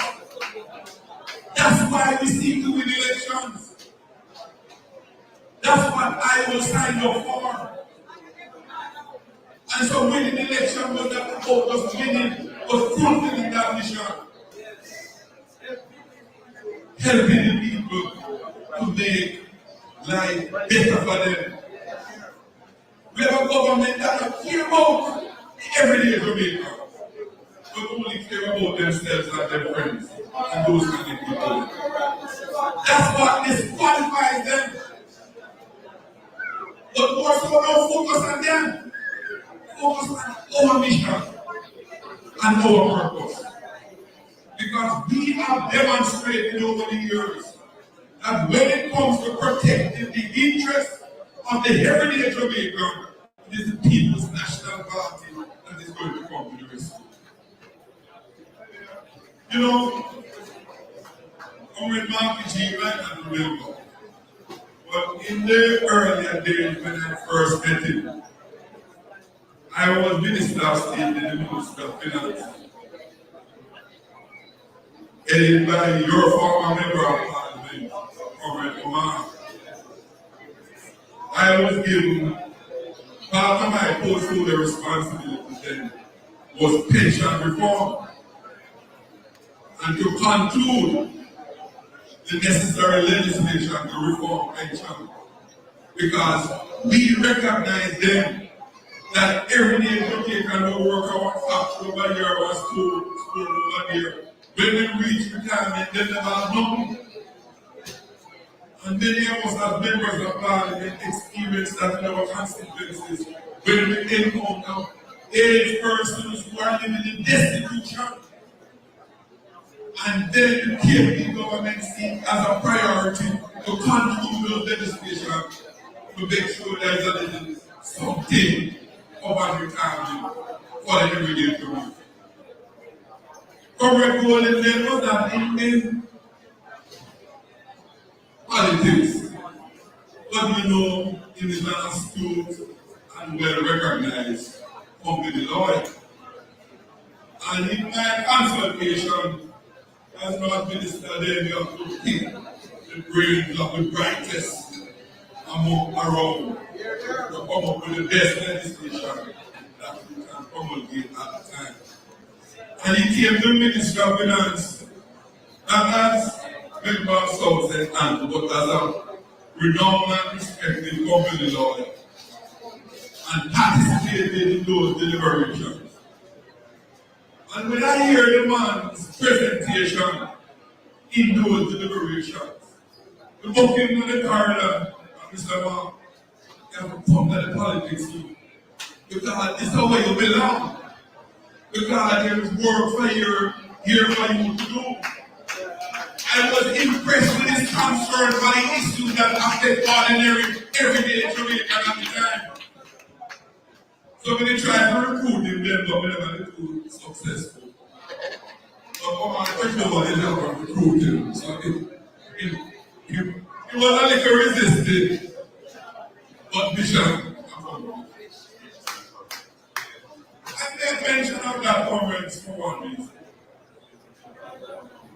The people's at the core and center of the People's National Party is about having a heart and a conscience for those things that affect the everyday Jamaican and making sure that they are protected in the best possible way. He demonstrated that from the very early stages. And I am proud to be a member of a team that he will lead as Prime Minister. That when the past amendment to banking services that to protect your money in the bank, I will never support it. That is not as if our vote. That's not a vote. He has demonstrated that disposition to protecting and enhancing the interests and the well-being of everyday Jamaica. We need a government that have the everyday Jamaica at the center of all its deliberations. So when cabinet sits and we think about policy and programs, the question that always will be answered, how is it going to improve the life of the everyday Jamaican right across the length of Jamaica? So, comrades, there is hope. There is hope. There is hope because the People's National Party is answering to that call. We are answering to that call in becoming your government after the next election is over. And so I am at the last conference of South St Andrew before he becomes Prime Minister. And that vision will come in earnest, and you will finally be able to say our lives will be better. Comrades, I never asked you like how Raymond said, there's certain things that kind of tick off already. Right? Angela don't tick off already. Right?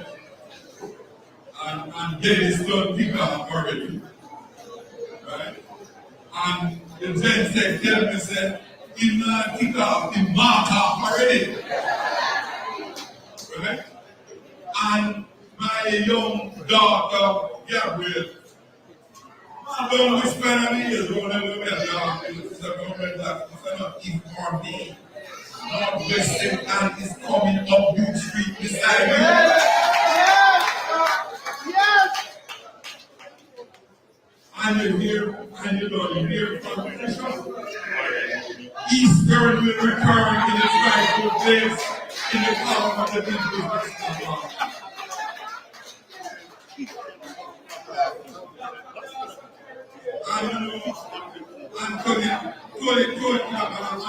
Anthony is the property. Put it in the car. Running against that, let's jump up on the top. Western St Andrew, done long time. And I can say to you, not as the senior MP of Boardroom, but Government Mark Dolan, Chairman,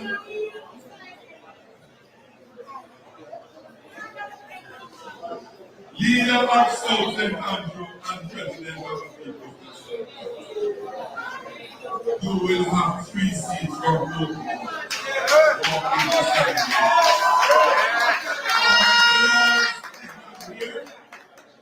But I can give you the assurance that Southeast St Catherine will be marching along with Central St Catherine and South St Catherine to fulfill the mission of the People's National Party to attend the visit of this country. Comrades, you know, talk about time go, but time gone, you know, the time passed long time, but time come again. For the People's National Party. One love, comrades. I will meet you at the conference. Love you, blessing. That the needs can never be fading. So now.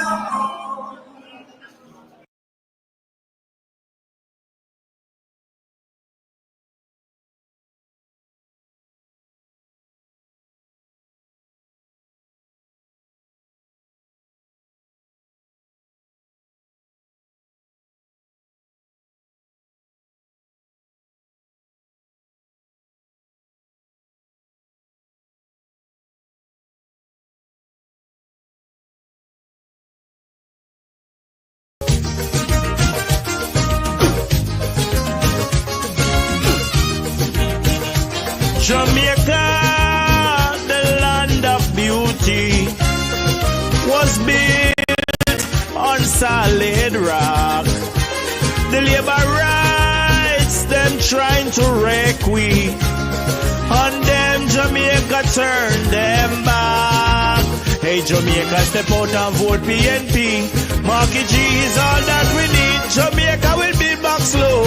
Marky G is the way to go. Labor right, them look dull. Them look dull. You should have heard the labor right, them a ball. Bro, God, the ship is sinking. Bro, God, the sea look rough. Oh, yeah. The gas tank almost empty from we left the city. The high pressure really low. Nigel abandoned the ship. Jamaica no stay on it. It's sinking very slow, very slow. Oh no, bro, God don't know what to do. Whoa, whoa.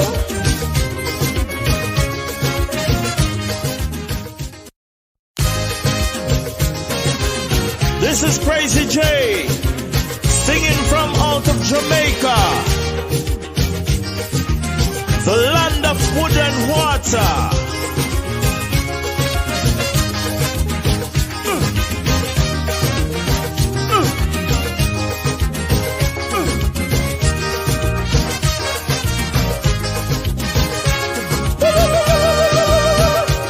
The labor rights a luxury liner, hailing Jamaican people. With the captain, them call him Bro God. For 2 terms, them full up of greed.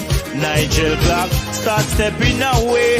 Labor rights ship start rock away. Somebody call Bro God, because this really look bad. Labor right a ball when things start to fall. Hold me head when me hear somebody call. Labor right, this ship is sinking. Bro God, the sea look rough. Oh yeah. The gas tank almost empty from we left the city. The high pressure really low. Nigel abandoned the ship. Jamaica no stay on it. It's sinking very slow, very slow. Oh no, bro, God don't know what to do. Whoa, whoa.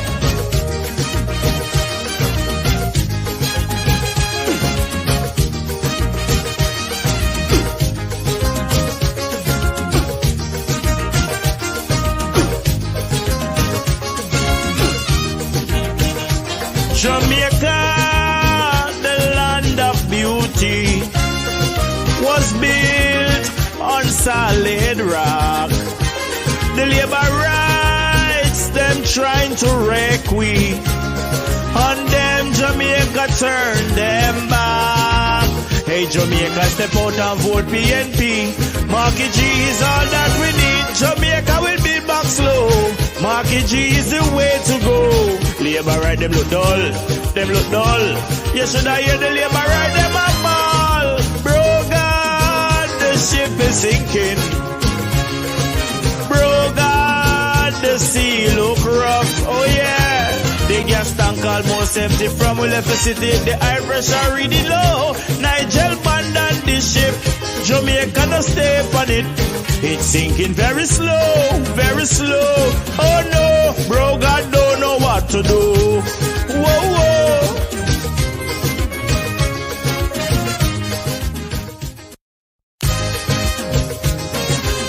This is Crazy J, singing from out of Jamaica. But you know, them say your man ain't come upon you because they're strong. Hard word of Christ will change the beat. Let us pray. Father, we give you thanks for who you are continue to be. And Lord, just as you sent Moses to Egypt to tell Pharaoh to let my people go. Tonight, Lord, as we come, oh God, an anointing has already taken place today. And you call Mark, Jeffery Gordon, to go to Jamaica House and tell Andrew to let God's people go. For the laborers we see today, we see them no longer. And so God, we stand firm in your power, we stand firm in your authority. In Jesus' name, amen. Amen. Amen. Come back to the seat. I bring to you now, from the mighty region tree, former councillor, the Northern Gardens Division, former mayor, the city of Kingston, member of parliament in Southwest St Andrew, the chairman of the People's National Party. I said, please to welcome Comrade Dr. Angela Brown.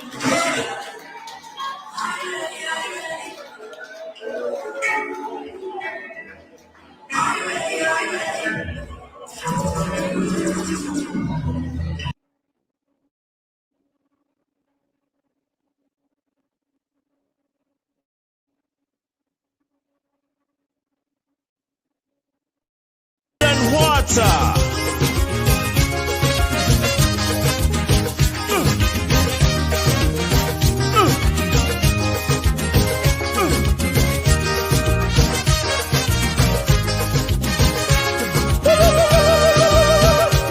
The labor rights are luxury liner.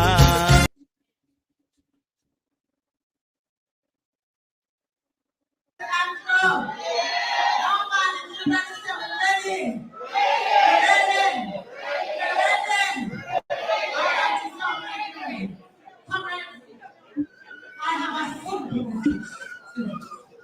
A very, very simple one. The other day I was listening to the news. I don't know how many of you heard it. I heard the story of a gentleman at the St Andrew International Airport. Yes? And when I listened to the story, the blood was crazy. Yeah? And touched me even more. Because based on the discussions they have been having partly, we know that that too is the plight of our everyday Jamaicans. When they go on healthcare in our public health system. So comrades, I am here tonight supporting the one and only Marky G. Yes. And I want to big up all the dignitaries on the stage, yes, who have been picked up and picked up and picked up so easy, yeah. And I want to say to you that the people of Jamaica needs a minister of health who is not just in a social PR.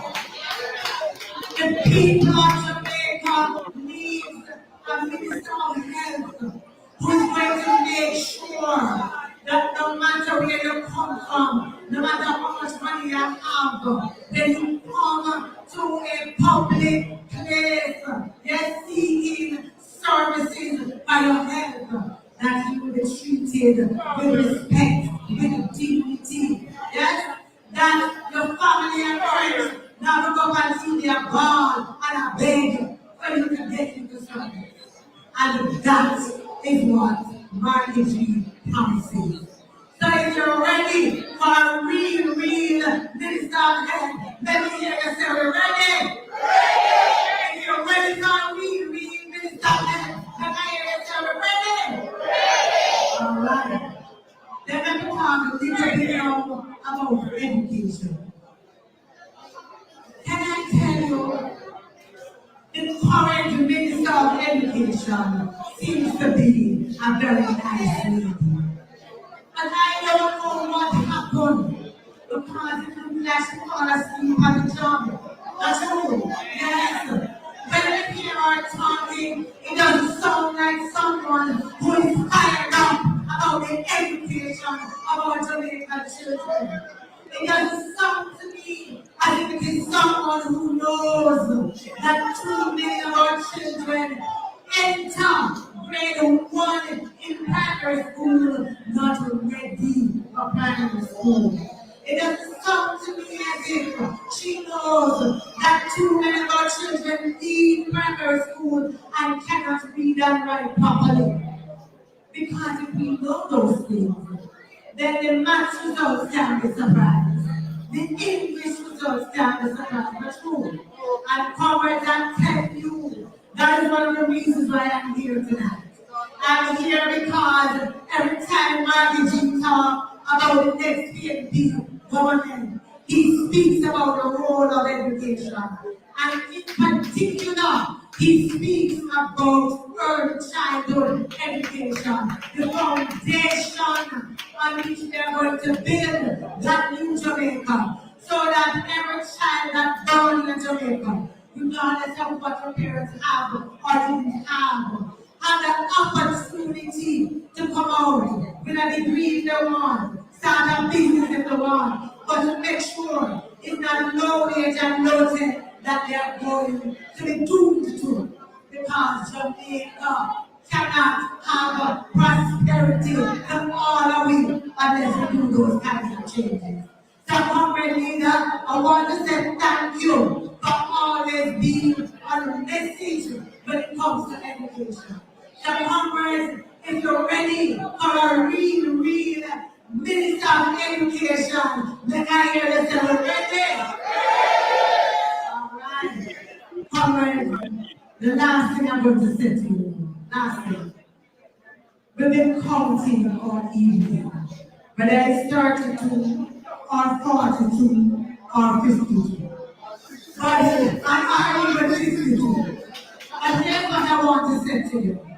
We know that there are some constituencies, yes, that are fairly safe.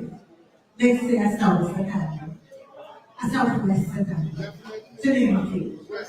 And then now we don't really want about 10 million from the state, because I did 2. I was called Western St Andrew, Western St Andrew. Right? And if I start, you know, saying Eastern St Andrew. That is the South St Andrew, South St Andrew. If I never stop.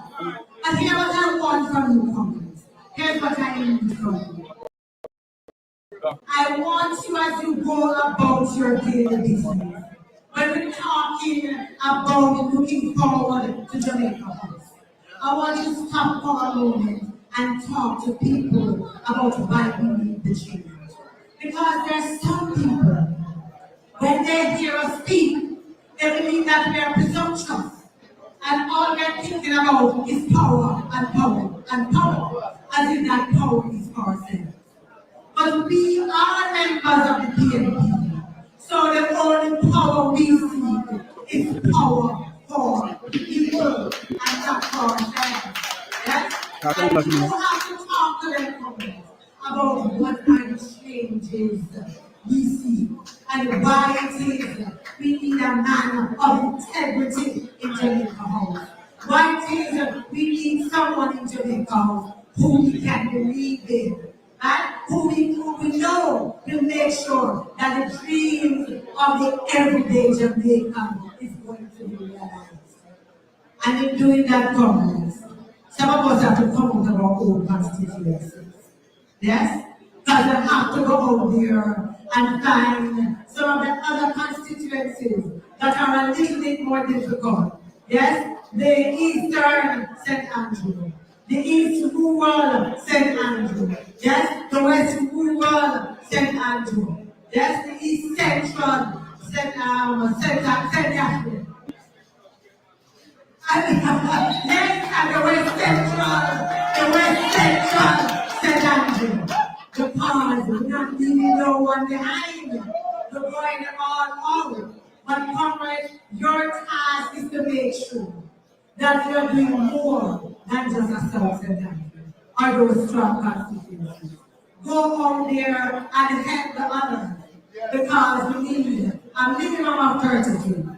But if we can get the 42 we want to, and if we can get the 52 we want to do, and if we only need but not 62, then not 62.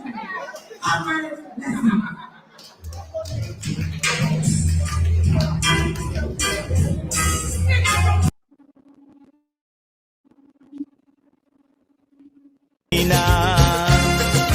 Failing Jamaican people, with the captain, them call him Brogard. For 2 terms, them full up of greed. Nigel Black start stepping away. Labor right ship start rock away. Somebody call Brogard, because this really look bad. Labor right a ball when things start to fall. Hold me head when me hear somebody call. Labor right, this ship is sinking. Brogard, the sea look rough, oh yeah. The gas tank almost empty from we left the city. The high pressure really low. Nigel abandoned this.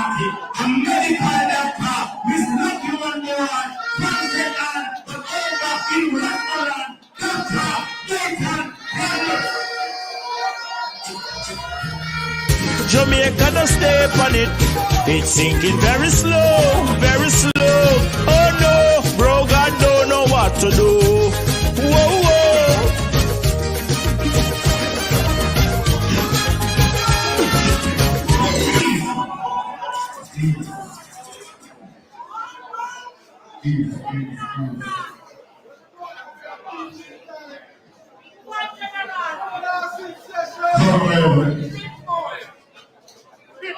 You know, let us pause my word. Let's pause my word. We want to acknowledge our soon-to-be. And he was honorable without politics. And he's honorable in politics. We want to acknowledge our soon-to-be Prime Minister of Jamaica, Most Honorable Malcolm.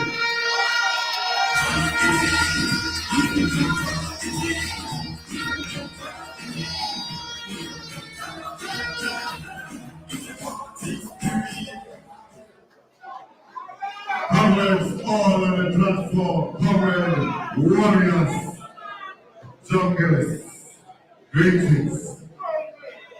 We have a few things to say tonight. But first, I want to say congratulations to the Congress of this constituency who went out in February and ensured that the People's National Party and the popular vote in Kingston and St Andrew. And when Comrade Gordon said I rolled out the team PNP, his 2 divisions were number 1 and number 3 out of 228. And on the highest and the third highest number 4, respect due to the Congress of South St Andrew.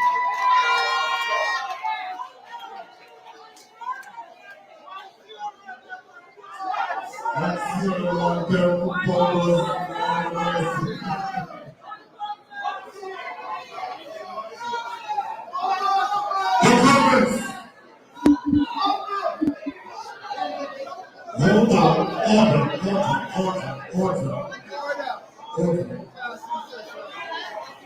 You know, this was the carry the Prime Minister got court again on the integrity report first.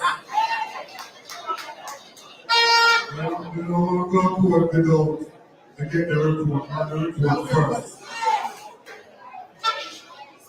But governments, when the laborers realize that they can't campaign on education because only 18% of the population is passing 5 subjects to include maths and English. When they realize they can't campaign on education, they start cost more voting. When they realize that they can't campaign on healthcare because people are not knitting and sleeping on floor and on cardboard, then start cost more voting. When they realize that they can't campaign on agriculture because food prices are running away and people can't buy tomatoes and cabbage, they start talking about voting. When they realize that they cannot campaign on crime because the crime rate is much higher than where they got it, they start talking about voting. They said they could campaign on the economy, but then start playing get up and packing bags as they're running away to a new land.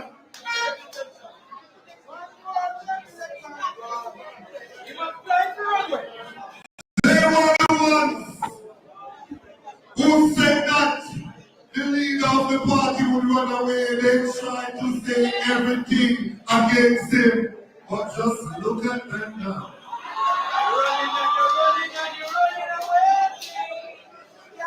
When they realize that they have no achievement to campaign on, they start talking about the leader of the party. We were in church this morning, and I want to tell you this evening that when they talk about barcoding, we are going to say to them, no weapon that is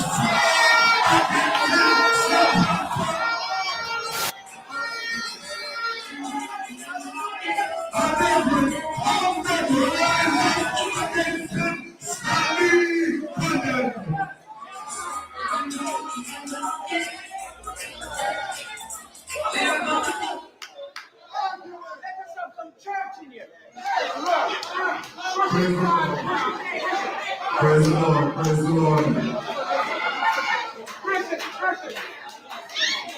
Comments, if they feel that they can run in on the leader of the PNP, then make a solid mistake.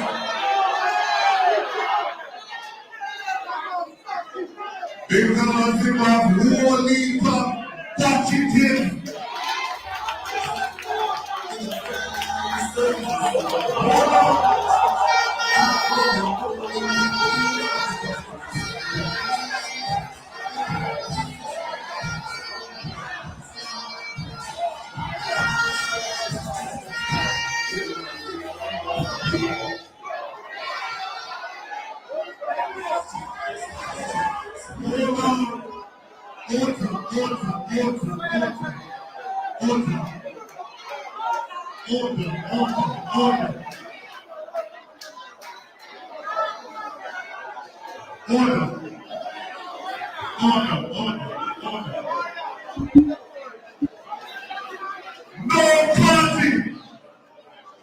No party who have a leader who have been under investigation for 3 years can't talk about good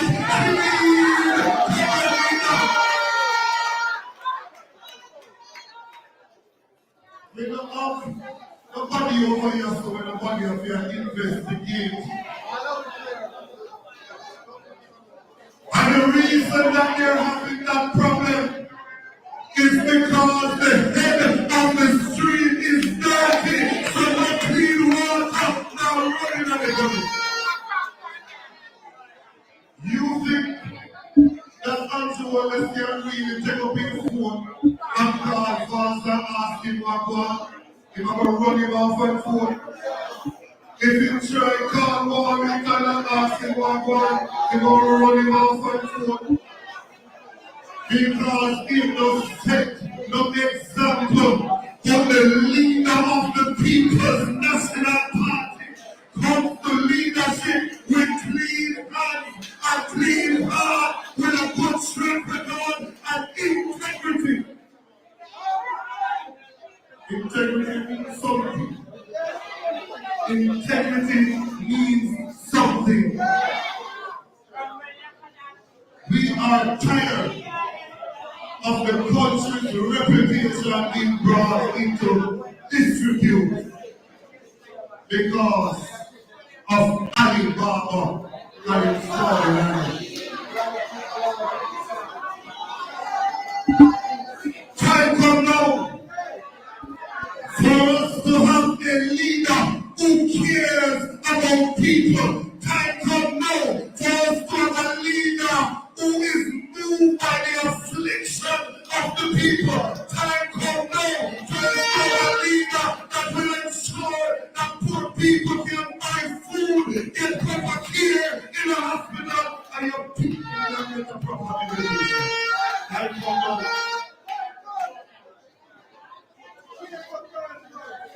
It is time for the people. You know, come right here. I get up and I watch the TV. And when I was watching the TV, they said the chairman of the Labour Party come. And the chairman of the Labour Party said, they are telling the people that the next term is for the people. And they said, then you really admit that the first 2 terms are defeat.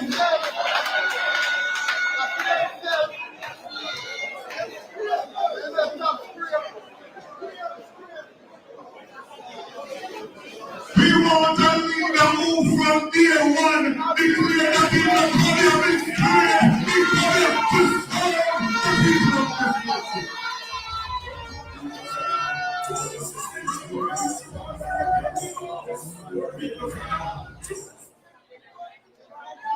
When you talk about the election going on, them go down them out and then say them about win the local and now PNP are going to start fighting and then they won't call the general.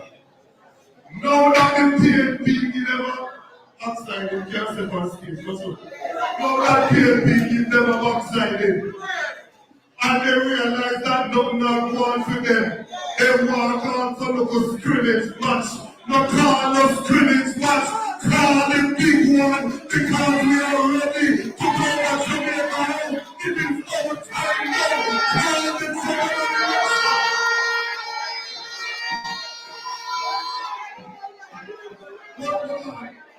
we tell them that we're not by election. And then say, afraid. Well, if the Prime Minister thinks that we are afraid, I double dare you, Mr. Prime Minister, to call the general election, let us lose you at the polls and give you a backsliding because I the people doesn't matter.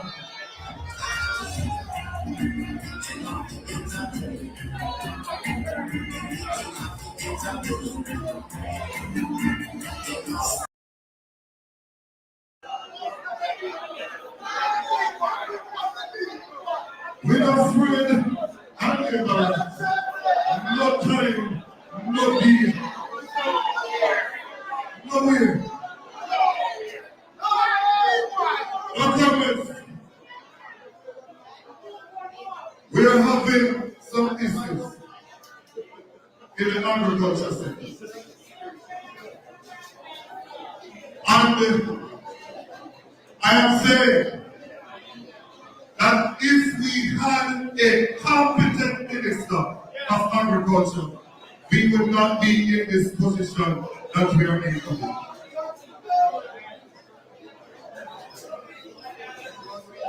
If you think about it, we had a hurricane just about 2 months ago. After the hurricane,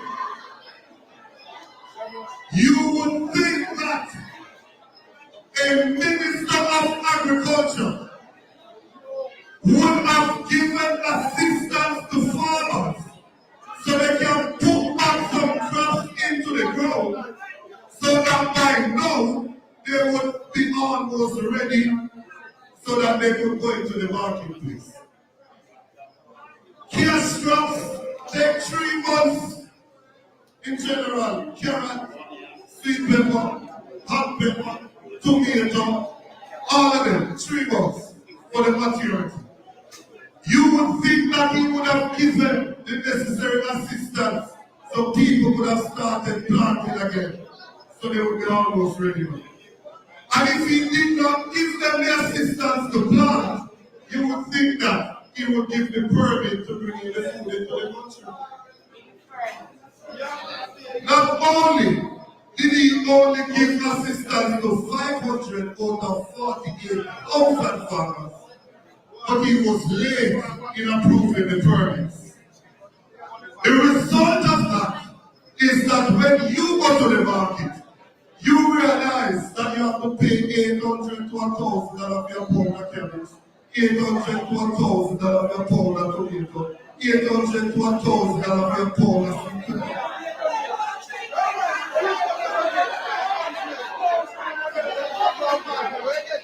That high price, they are going to try to say that it is not their responsibility.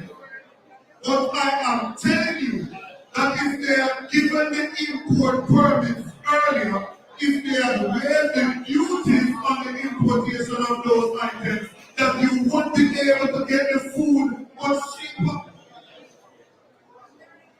And then, when you eat just to fill your belly, but not for nutrition, you develop certain lifestyle illnesses. When you just eat the flour, because you can't buy nothing, so you make it dumpling and cut it up and butter chop it on when it hot, make it just bend to grass it up. Whether that you eat, in a few years' time, you develop diabetes and sugar and high blood pressure and hypertension.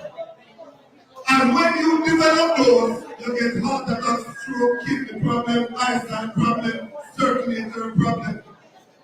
And when it comes time to get dialysis, they tell you that you need to spend $50,000 2 times per week. And when Dennis gone to start on dialysis, sometimes God for the government who will provide dialysis at a more reasonable cost to the population. Because to ask a poor person to spend $15,000 2 times a week is $30,000 for the week times 4 weeks in a month is $120,000 to get dialysis when minimum wage is $60,000 for the month. You are sentencing poor people to death when you do it that way. We need a caring government that will consider the people of this country. You're in an urban space. I don't know why you feel so you can't do agriculture in this urban space. If you have a space as big as this room here, so you can do some good farming. You can do hydroponic farming.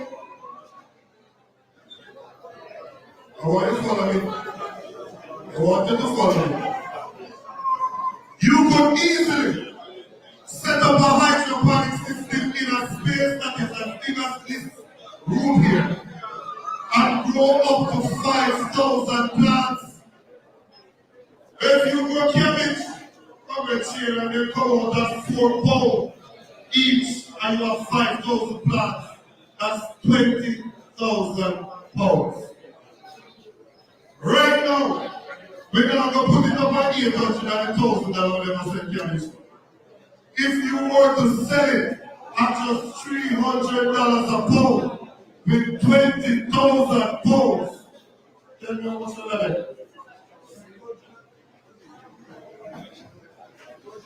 You would make $6 million. And cabbage take 10 weeks in the hydroponic system. 2.5 months, and you would make $6 million. But something is wrong with how we think about agriculture.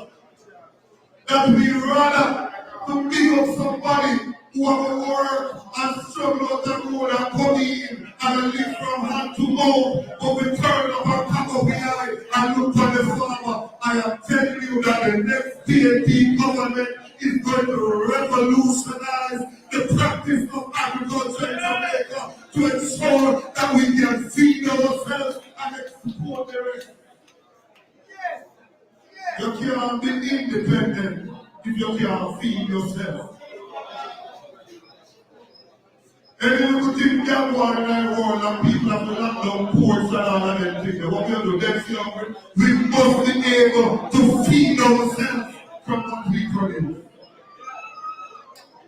So when we are running in this election, we not run just because the things that them time come to come down now.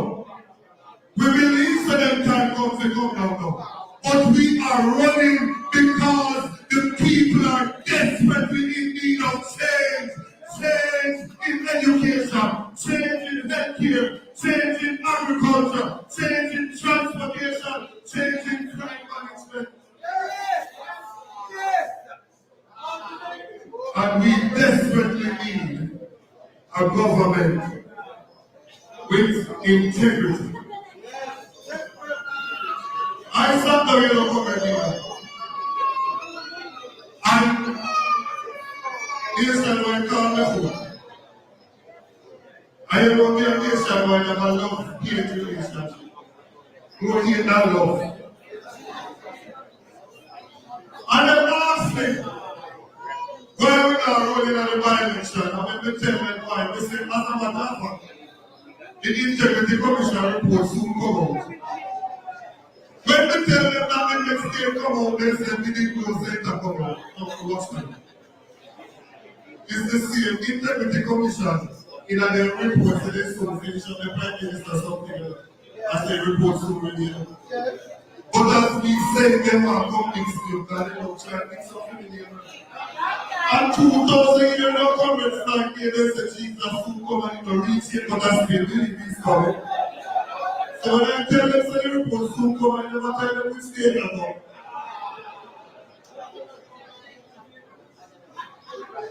But now that the report comes, the report got to 4 people. The President of the Senate, the Speaker of the House, the Deputy Speaker of the House, and the Clerk of the House. 4 people in the report got. And then we hear nationwide that tell me say the report is about the Prime Minister's statutory declaration. How can it be that the Integrity Commission send the report to the House of Parliament and the members of the House don't know what in there, but nationwide know? We now run the country to nationwide. Take the report in the Parliament so that we can read what is in the report. We now run the country to nationwide. Parliament of the land we want the report, you know. Because we have people where we read well and we want to read and analyze and assess the report for ourselves. Really understand it too. Then they come with a thing and say they want to call back the Parliament early to table the report. Want it look like them have good news. Well, I want to tell the Prime Minister tonight, I am double daring the Prime Minister to come back in Parliament this year Tuesday and table the report in the Parliament so that we can examine the report. Now, I'm going to tell you.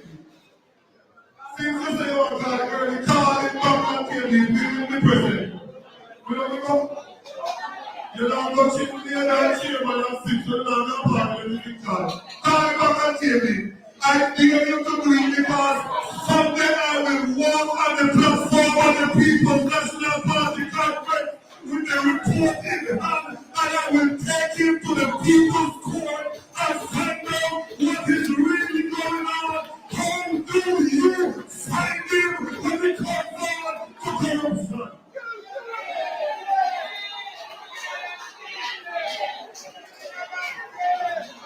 The daring, I said I daring to table that report. As a matter of Prime Minister, we are not begging you, please. They grew up with the graduates, we are mothers. Beg you, please, Prime Minister, tell the report now and tell him. Do. When the granny and beg her, she really want it, she said, do. Do. Tell him, do. Because, oh, happy day.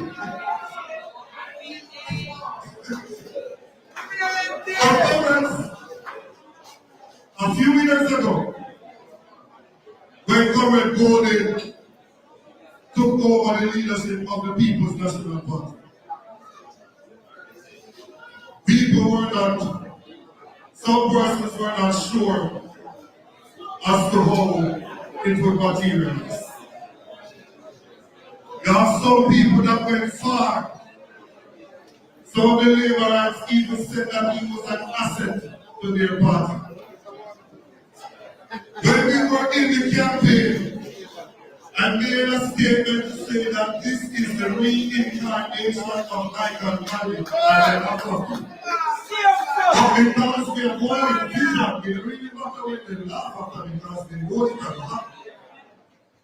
And today, 3.5 years later, we have a leader with a party that is fully behind him and working to go to Jamaica House as the next president of this country. Today we have a leader that has the intellectual capacity to think about the complex issues affecting the country and work on practical solutions for those problems. Today we have a leader whose integrity is unquestionable. Somebody that comes to leadership with clean hands, clean heart, loving and heart for people. Nobody of his spirit because he's making money already and now he's ready to serve the people of Jamaica. Today we have a leader who represents the PNP bastion of St Andrew Mek Wi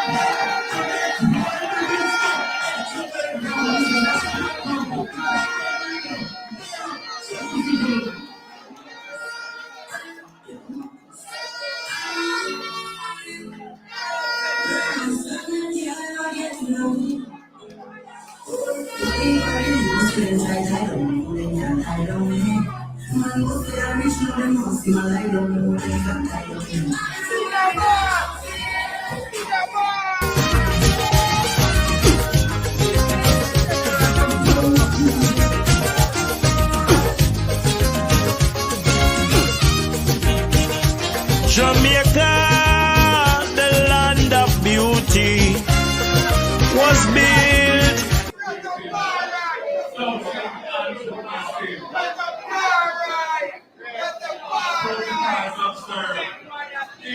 Each and everyone on the platform. Special shout out to the chairman of the party and to the general secretary of the party who just gave an amazing speech at our conference. Big up after the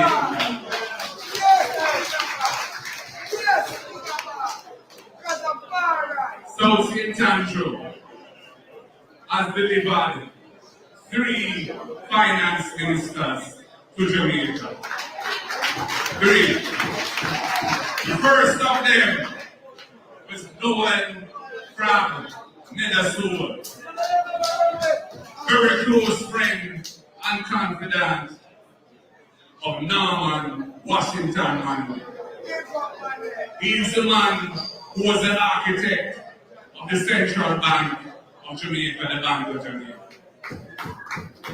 After he passed on, he was replaced by Vernon Arnett, the man after whom Arnett Gardens is named.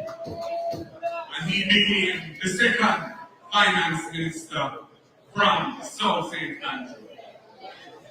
Then we had the great Trenchtown Rock, Tony Spalding, who was perhaps the most significant housing minister in the history of Jamaica. We had Bobby Jones, a true comrade, who when he was asked, he made way because PJ needed comrade Dr. Omar Davis to be the third finance minister from South St Andrew. South St Andrew has served Jamaica well because we have put into parliament people who can deliver what the country needs. And now history is calling for South St Andrew to send the first Prime Minister from this country. I'm Jefffrey, have the honor and the privilege to serve you in this capacity. Comrades, is honor make me what I am in politics. Honor do it. Without you, I couldn't be here. From us, it's Omar really bring me in and thing, you know. Put me on an executive. And through me love the music and the culture, I mean, no, sir, that's where we really come from. They say, yeah, I love sir. And when you step down, the man them hard and pull me and say, I have to step forward as the chairman. And I said, boy, think about it hard. And they decided to do it. And I was truly blessed by the delegates, the great delegates of South St Andrew, right in this movement. And a year later, when Sister B and Dr. Davies retired from public life, there was a by-election, and Angela Baumbach and myself were both sent to Parliament, and I became the Member of Parliament and your representative in the Garden House, 2017. Comrades, since then, history has just continued to build and unfold.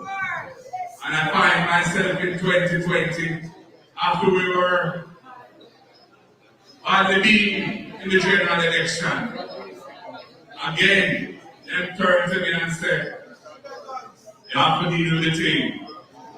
Think about it long and hard, because that was never part of my plan for my life. I tell you the truth. But you say history would never give you if you never gave the people the chance to decide whether they want you or not. And I decided to deal with it. And I was duly blessed with the presidency of our great party and leader of the opposition. And now we are in the 5th and final year of this government. And the people of Jamaica are fed up and tired of what they see in their government and what they feel coming from their government. They're tired of the corruption, the nepotism, and the cronyism. They are tired of having made the sacrifices to solve the fiscal crisis that have been facing our country. From, first of all, Dr. Phillips and Sister P. Then after they won in 2016, it continued. And the people are not feeling the benefits of those sacrifices. The General Secretary and others tonight have pointed out the key issues really facing Jamaican people. I come to this position not because I want power, I see this position as a means to achieving better life and betterment for the people of Jamaica, especially those who need it most. I am tired. I am sickened by what you tell me when you or your relatives have to go down a public and you have to be in a wheelchair for days when you should be admitted to get health care, and when you need certain tests, it's hundreds of thousands of dollars you have to find to do it.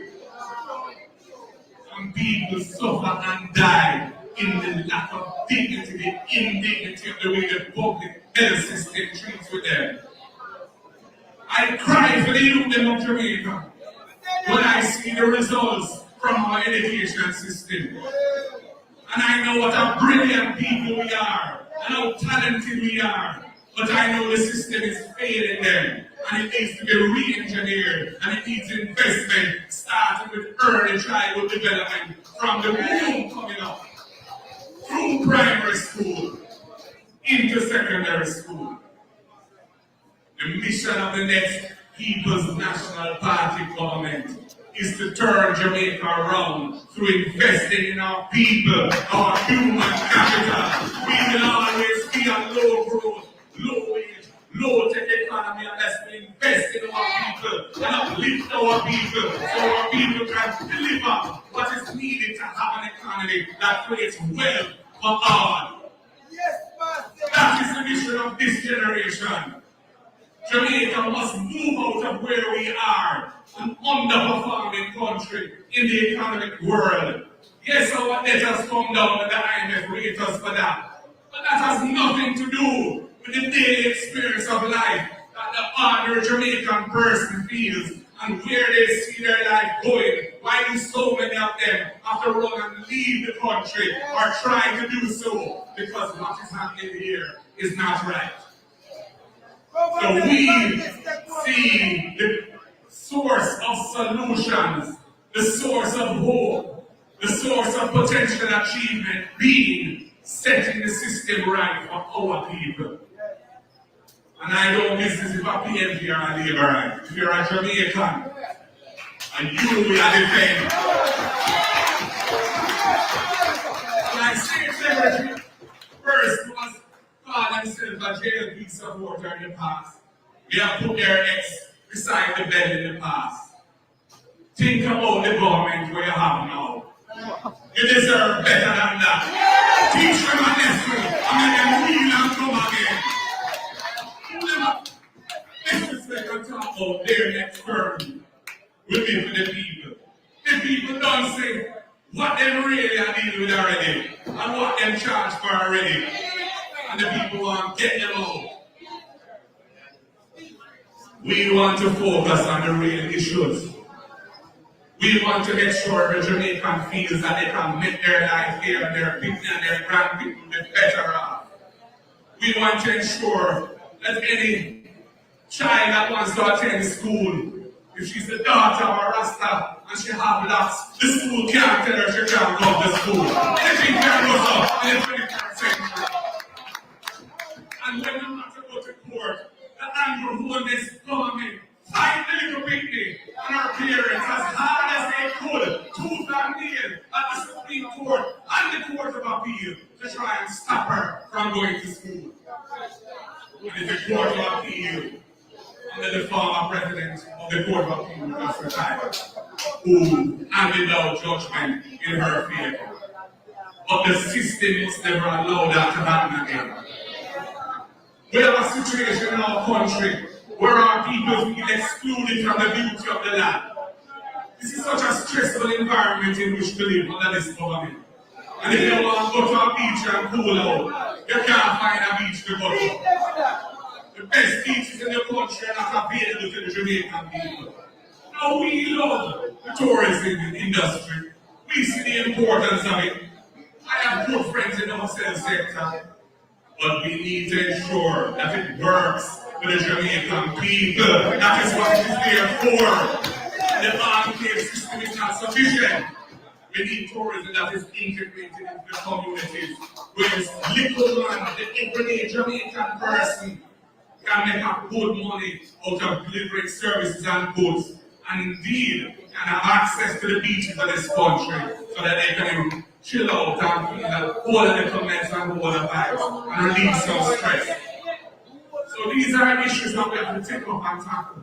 The ganja industry. I feel passionate about the ganja industry. Why? Because I was the one who really pushed through the reforms from the past in 2015. So nobody can go and jail for a slip or a chalice or a draw of weed. Yeah, man.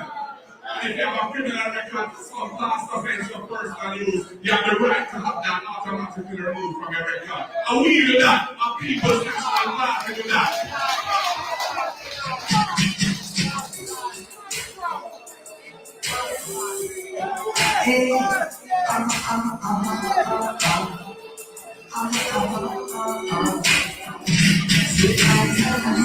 On solid rock, the labor rights, them trying to wreck we.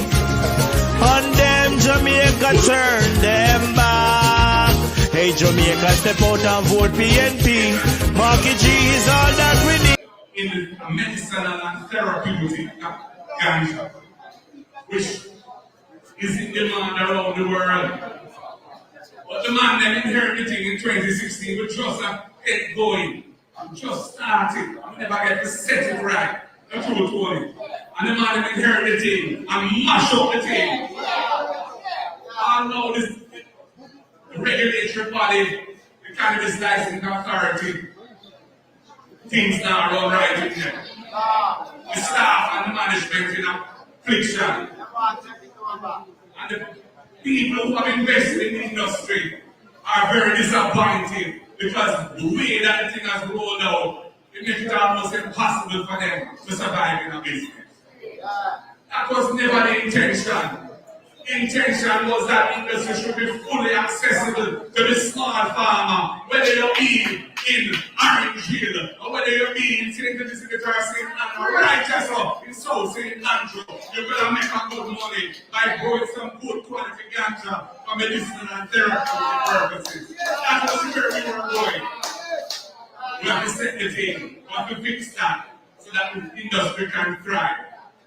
And you hear what the man said. He said, our spokesperson for agriculture, fisheries and rural development. Why do you think we put a man like him in a position like that?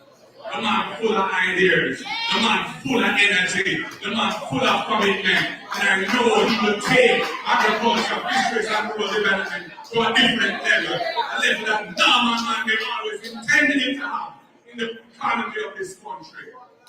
And that has never been achieved thus far. We intend to deal with that. Because our economy coming like a stool that don't have enough leg to stand on. We're too vulnerable. And some of them kind of walk in because if something happens foreign and the world turn a certain way, everything locked up.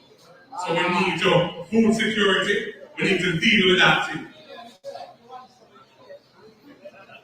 We have a man here tonight. I want to big him up to Anthony Hilton.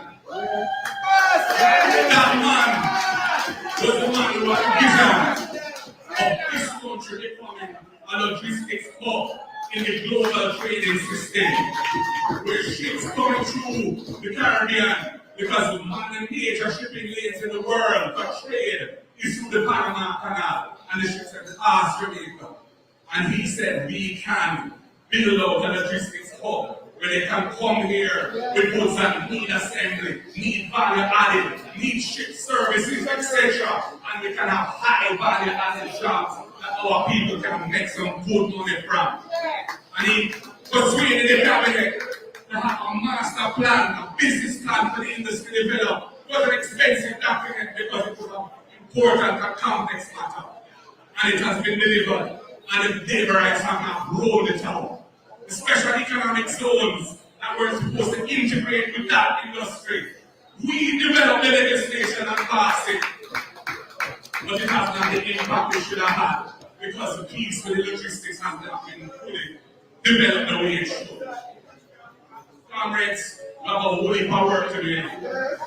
And in order to get to execute on these things and make Jamaica people move, we're great in sports, we're great in music and culture. But when it comes to money and economics, it's like we're not really able to take the right way.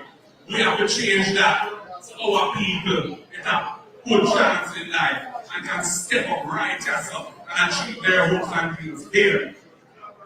And in order for that to happen, I have said to each and every one of you, as comrades of the People's National Party, do your duty. Do your duty. What is your duty? Your duty is to ensure that happens. And that means each and every one must ensure that we bring all voters to the polls to vote in the next election who we are confident will put their head beside the head. And St Andrew is blessed because Tony Spalding set the team when he built Garden Gardens out in the heart of the ghetto and gave us decent housing in this constituency. And we are blessed because we are committed to the party that achieved that and in here. So we have to be prepared to go out the road where you have friends and relatives in other constituencies and help them to deliver the victory too. You have a duty. And a simple thing to come our way to this election. They're not going to give it up easy. You hear Raymond say, you find that kick on them good. When they kick the card over, we are watching the same way. Because we have to deliver the victory for the Jamaican people. So comrades, this year we had a private session. We never bothered with a big public session. Why? Last year we had a massive public session and the year before. But it's when very late, and we see the level of deprivation and hardship that many of our Jamaican people are going under. I said to myself, we were blessed and we never got wickedly like them. But before the case, I went to start in St Thomas, then we go Clarendon, then we pass through Manchester, southern Manchester, and go St Elizabeth. And we see all the place and all the people are suffering. And they said, no, this year, we're just going to have a private session. And then afterwards, we'll have some speakers, and we'll talk some truth to the people then, and build the lives. And that is what we have done. So comrades, it's an honor and a privilege to represent you.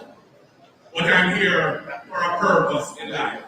And my purpose in life is to lead the PNP to victory and deliver a better life for the Jamaican people. That is what I want you to ensure. Are you ready? Are you ready?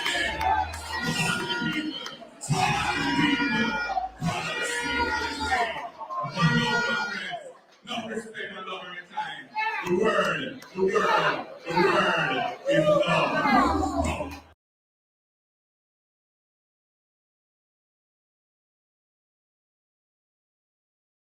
We need Jamaica will be back slow.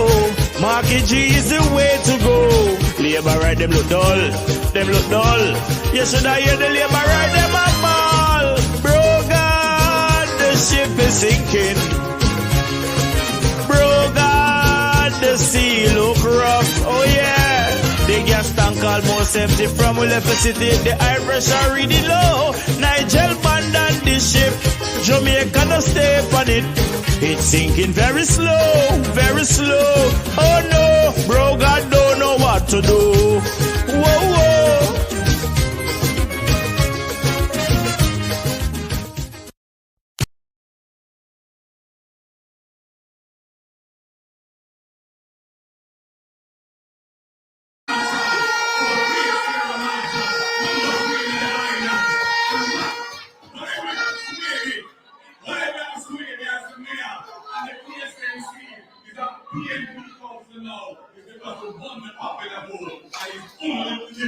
You are the person to take them out. I love you. Thank you. Comrades, covering the city. Remember, next week Sunday at National Arena, be here by 9 o'clock.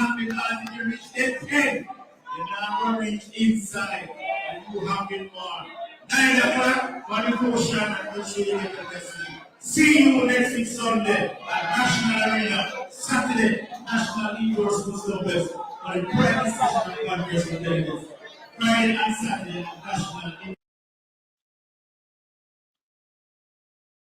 And this is where we're going to say so long for another live feed. It was a pleasure being here with you all. Join me next week Sunday. That's next week Sunday the 15th. Is it? Yes. The 15th of September. We'll be coming to you live from the National Arena of the People's National Party Annual Conference. Mek Wi Talk will be coming to you live from there. So join me along with Head Boy and others as we bring to you coverage of the People's National Party Conference, the oldest political party in the Western Hemisphere. Conference will be held at the National Arena come next week Sunday. We're going to say so long. I want to say thanks, Head Boy, for coming on earlier on, for giving us some really good topics that we speak on pertaining to Dr. Nigel Clark, Minister of Finance, and the segue into the live conference, the live coverage of the PNP Constituency Conference over there in St Andrew. We heard from the party leader, Mark Bowling, and also the youngest senator, all time, Senator Gabriela Morris. We heard from others on the Hilton, Senator Floyd Morris, who was there. It's where we're going to say so long from here. Until you hear my voice again, I'm Jefffrey Tavares saying thank you all. You all have a good night. May God bless you and may God continue to bless our Anna Boom, Jamaica. Have a great night, everyone. Unity is strength. Make we reason. Make we talk. If we see corruption in any shape or form, we're going to highlight it. Make we talk. Jefffrey Tavares represents yard and broad and the entire diaspora. As long as it affects the life of our nation, uncover the truth, make we reason, make we talk. And we don't care about no vumva viva va, no upper echelon, nobody is not above the law. As long as it not help Jamaica, make we talk. Make we talk. Unity is strength. Make we reason. Make we talk. If we see corruption in any shape or form, we're going to highlight it. Make we talk. Jefffrey Tavares represents yard and broad and the entire diaspora. As long as it affects the life of our nation, uncover the truth, make we reason, make we talk. And we don't care about no vumva viva va, no upper echelon, nobody is not above the law. As long as it not help Jamaica, make we talk. Make we talk. Unity is strength. Make we reason. Make we talk. If we see corruption in any shape or form, we're going to highlight it. Make we talk. Jefffrey Tavares represents yard and broad and the entire diaspora. As long as it affects the life of our nation, uncover the truth, make we reason, make we talk. And we don't care about no vumva viva va, no upper echelon, nobody is not above the law. As long as it not help Jamaica, make we talk. Make we talk.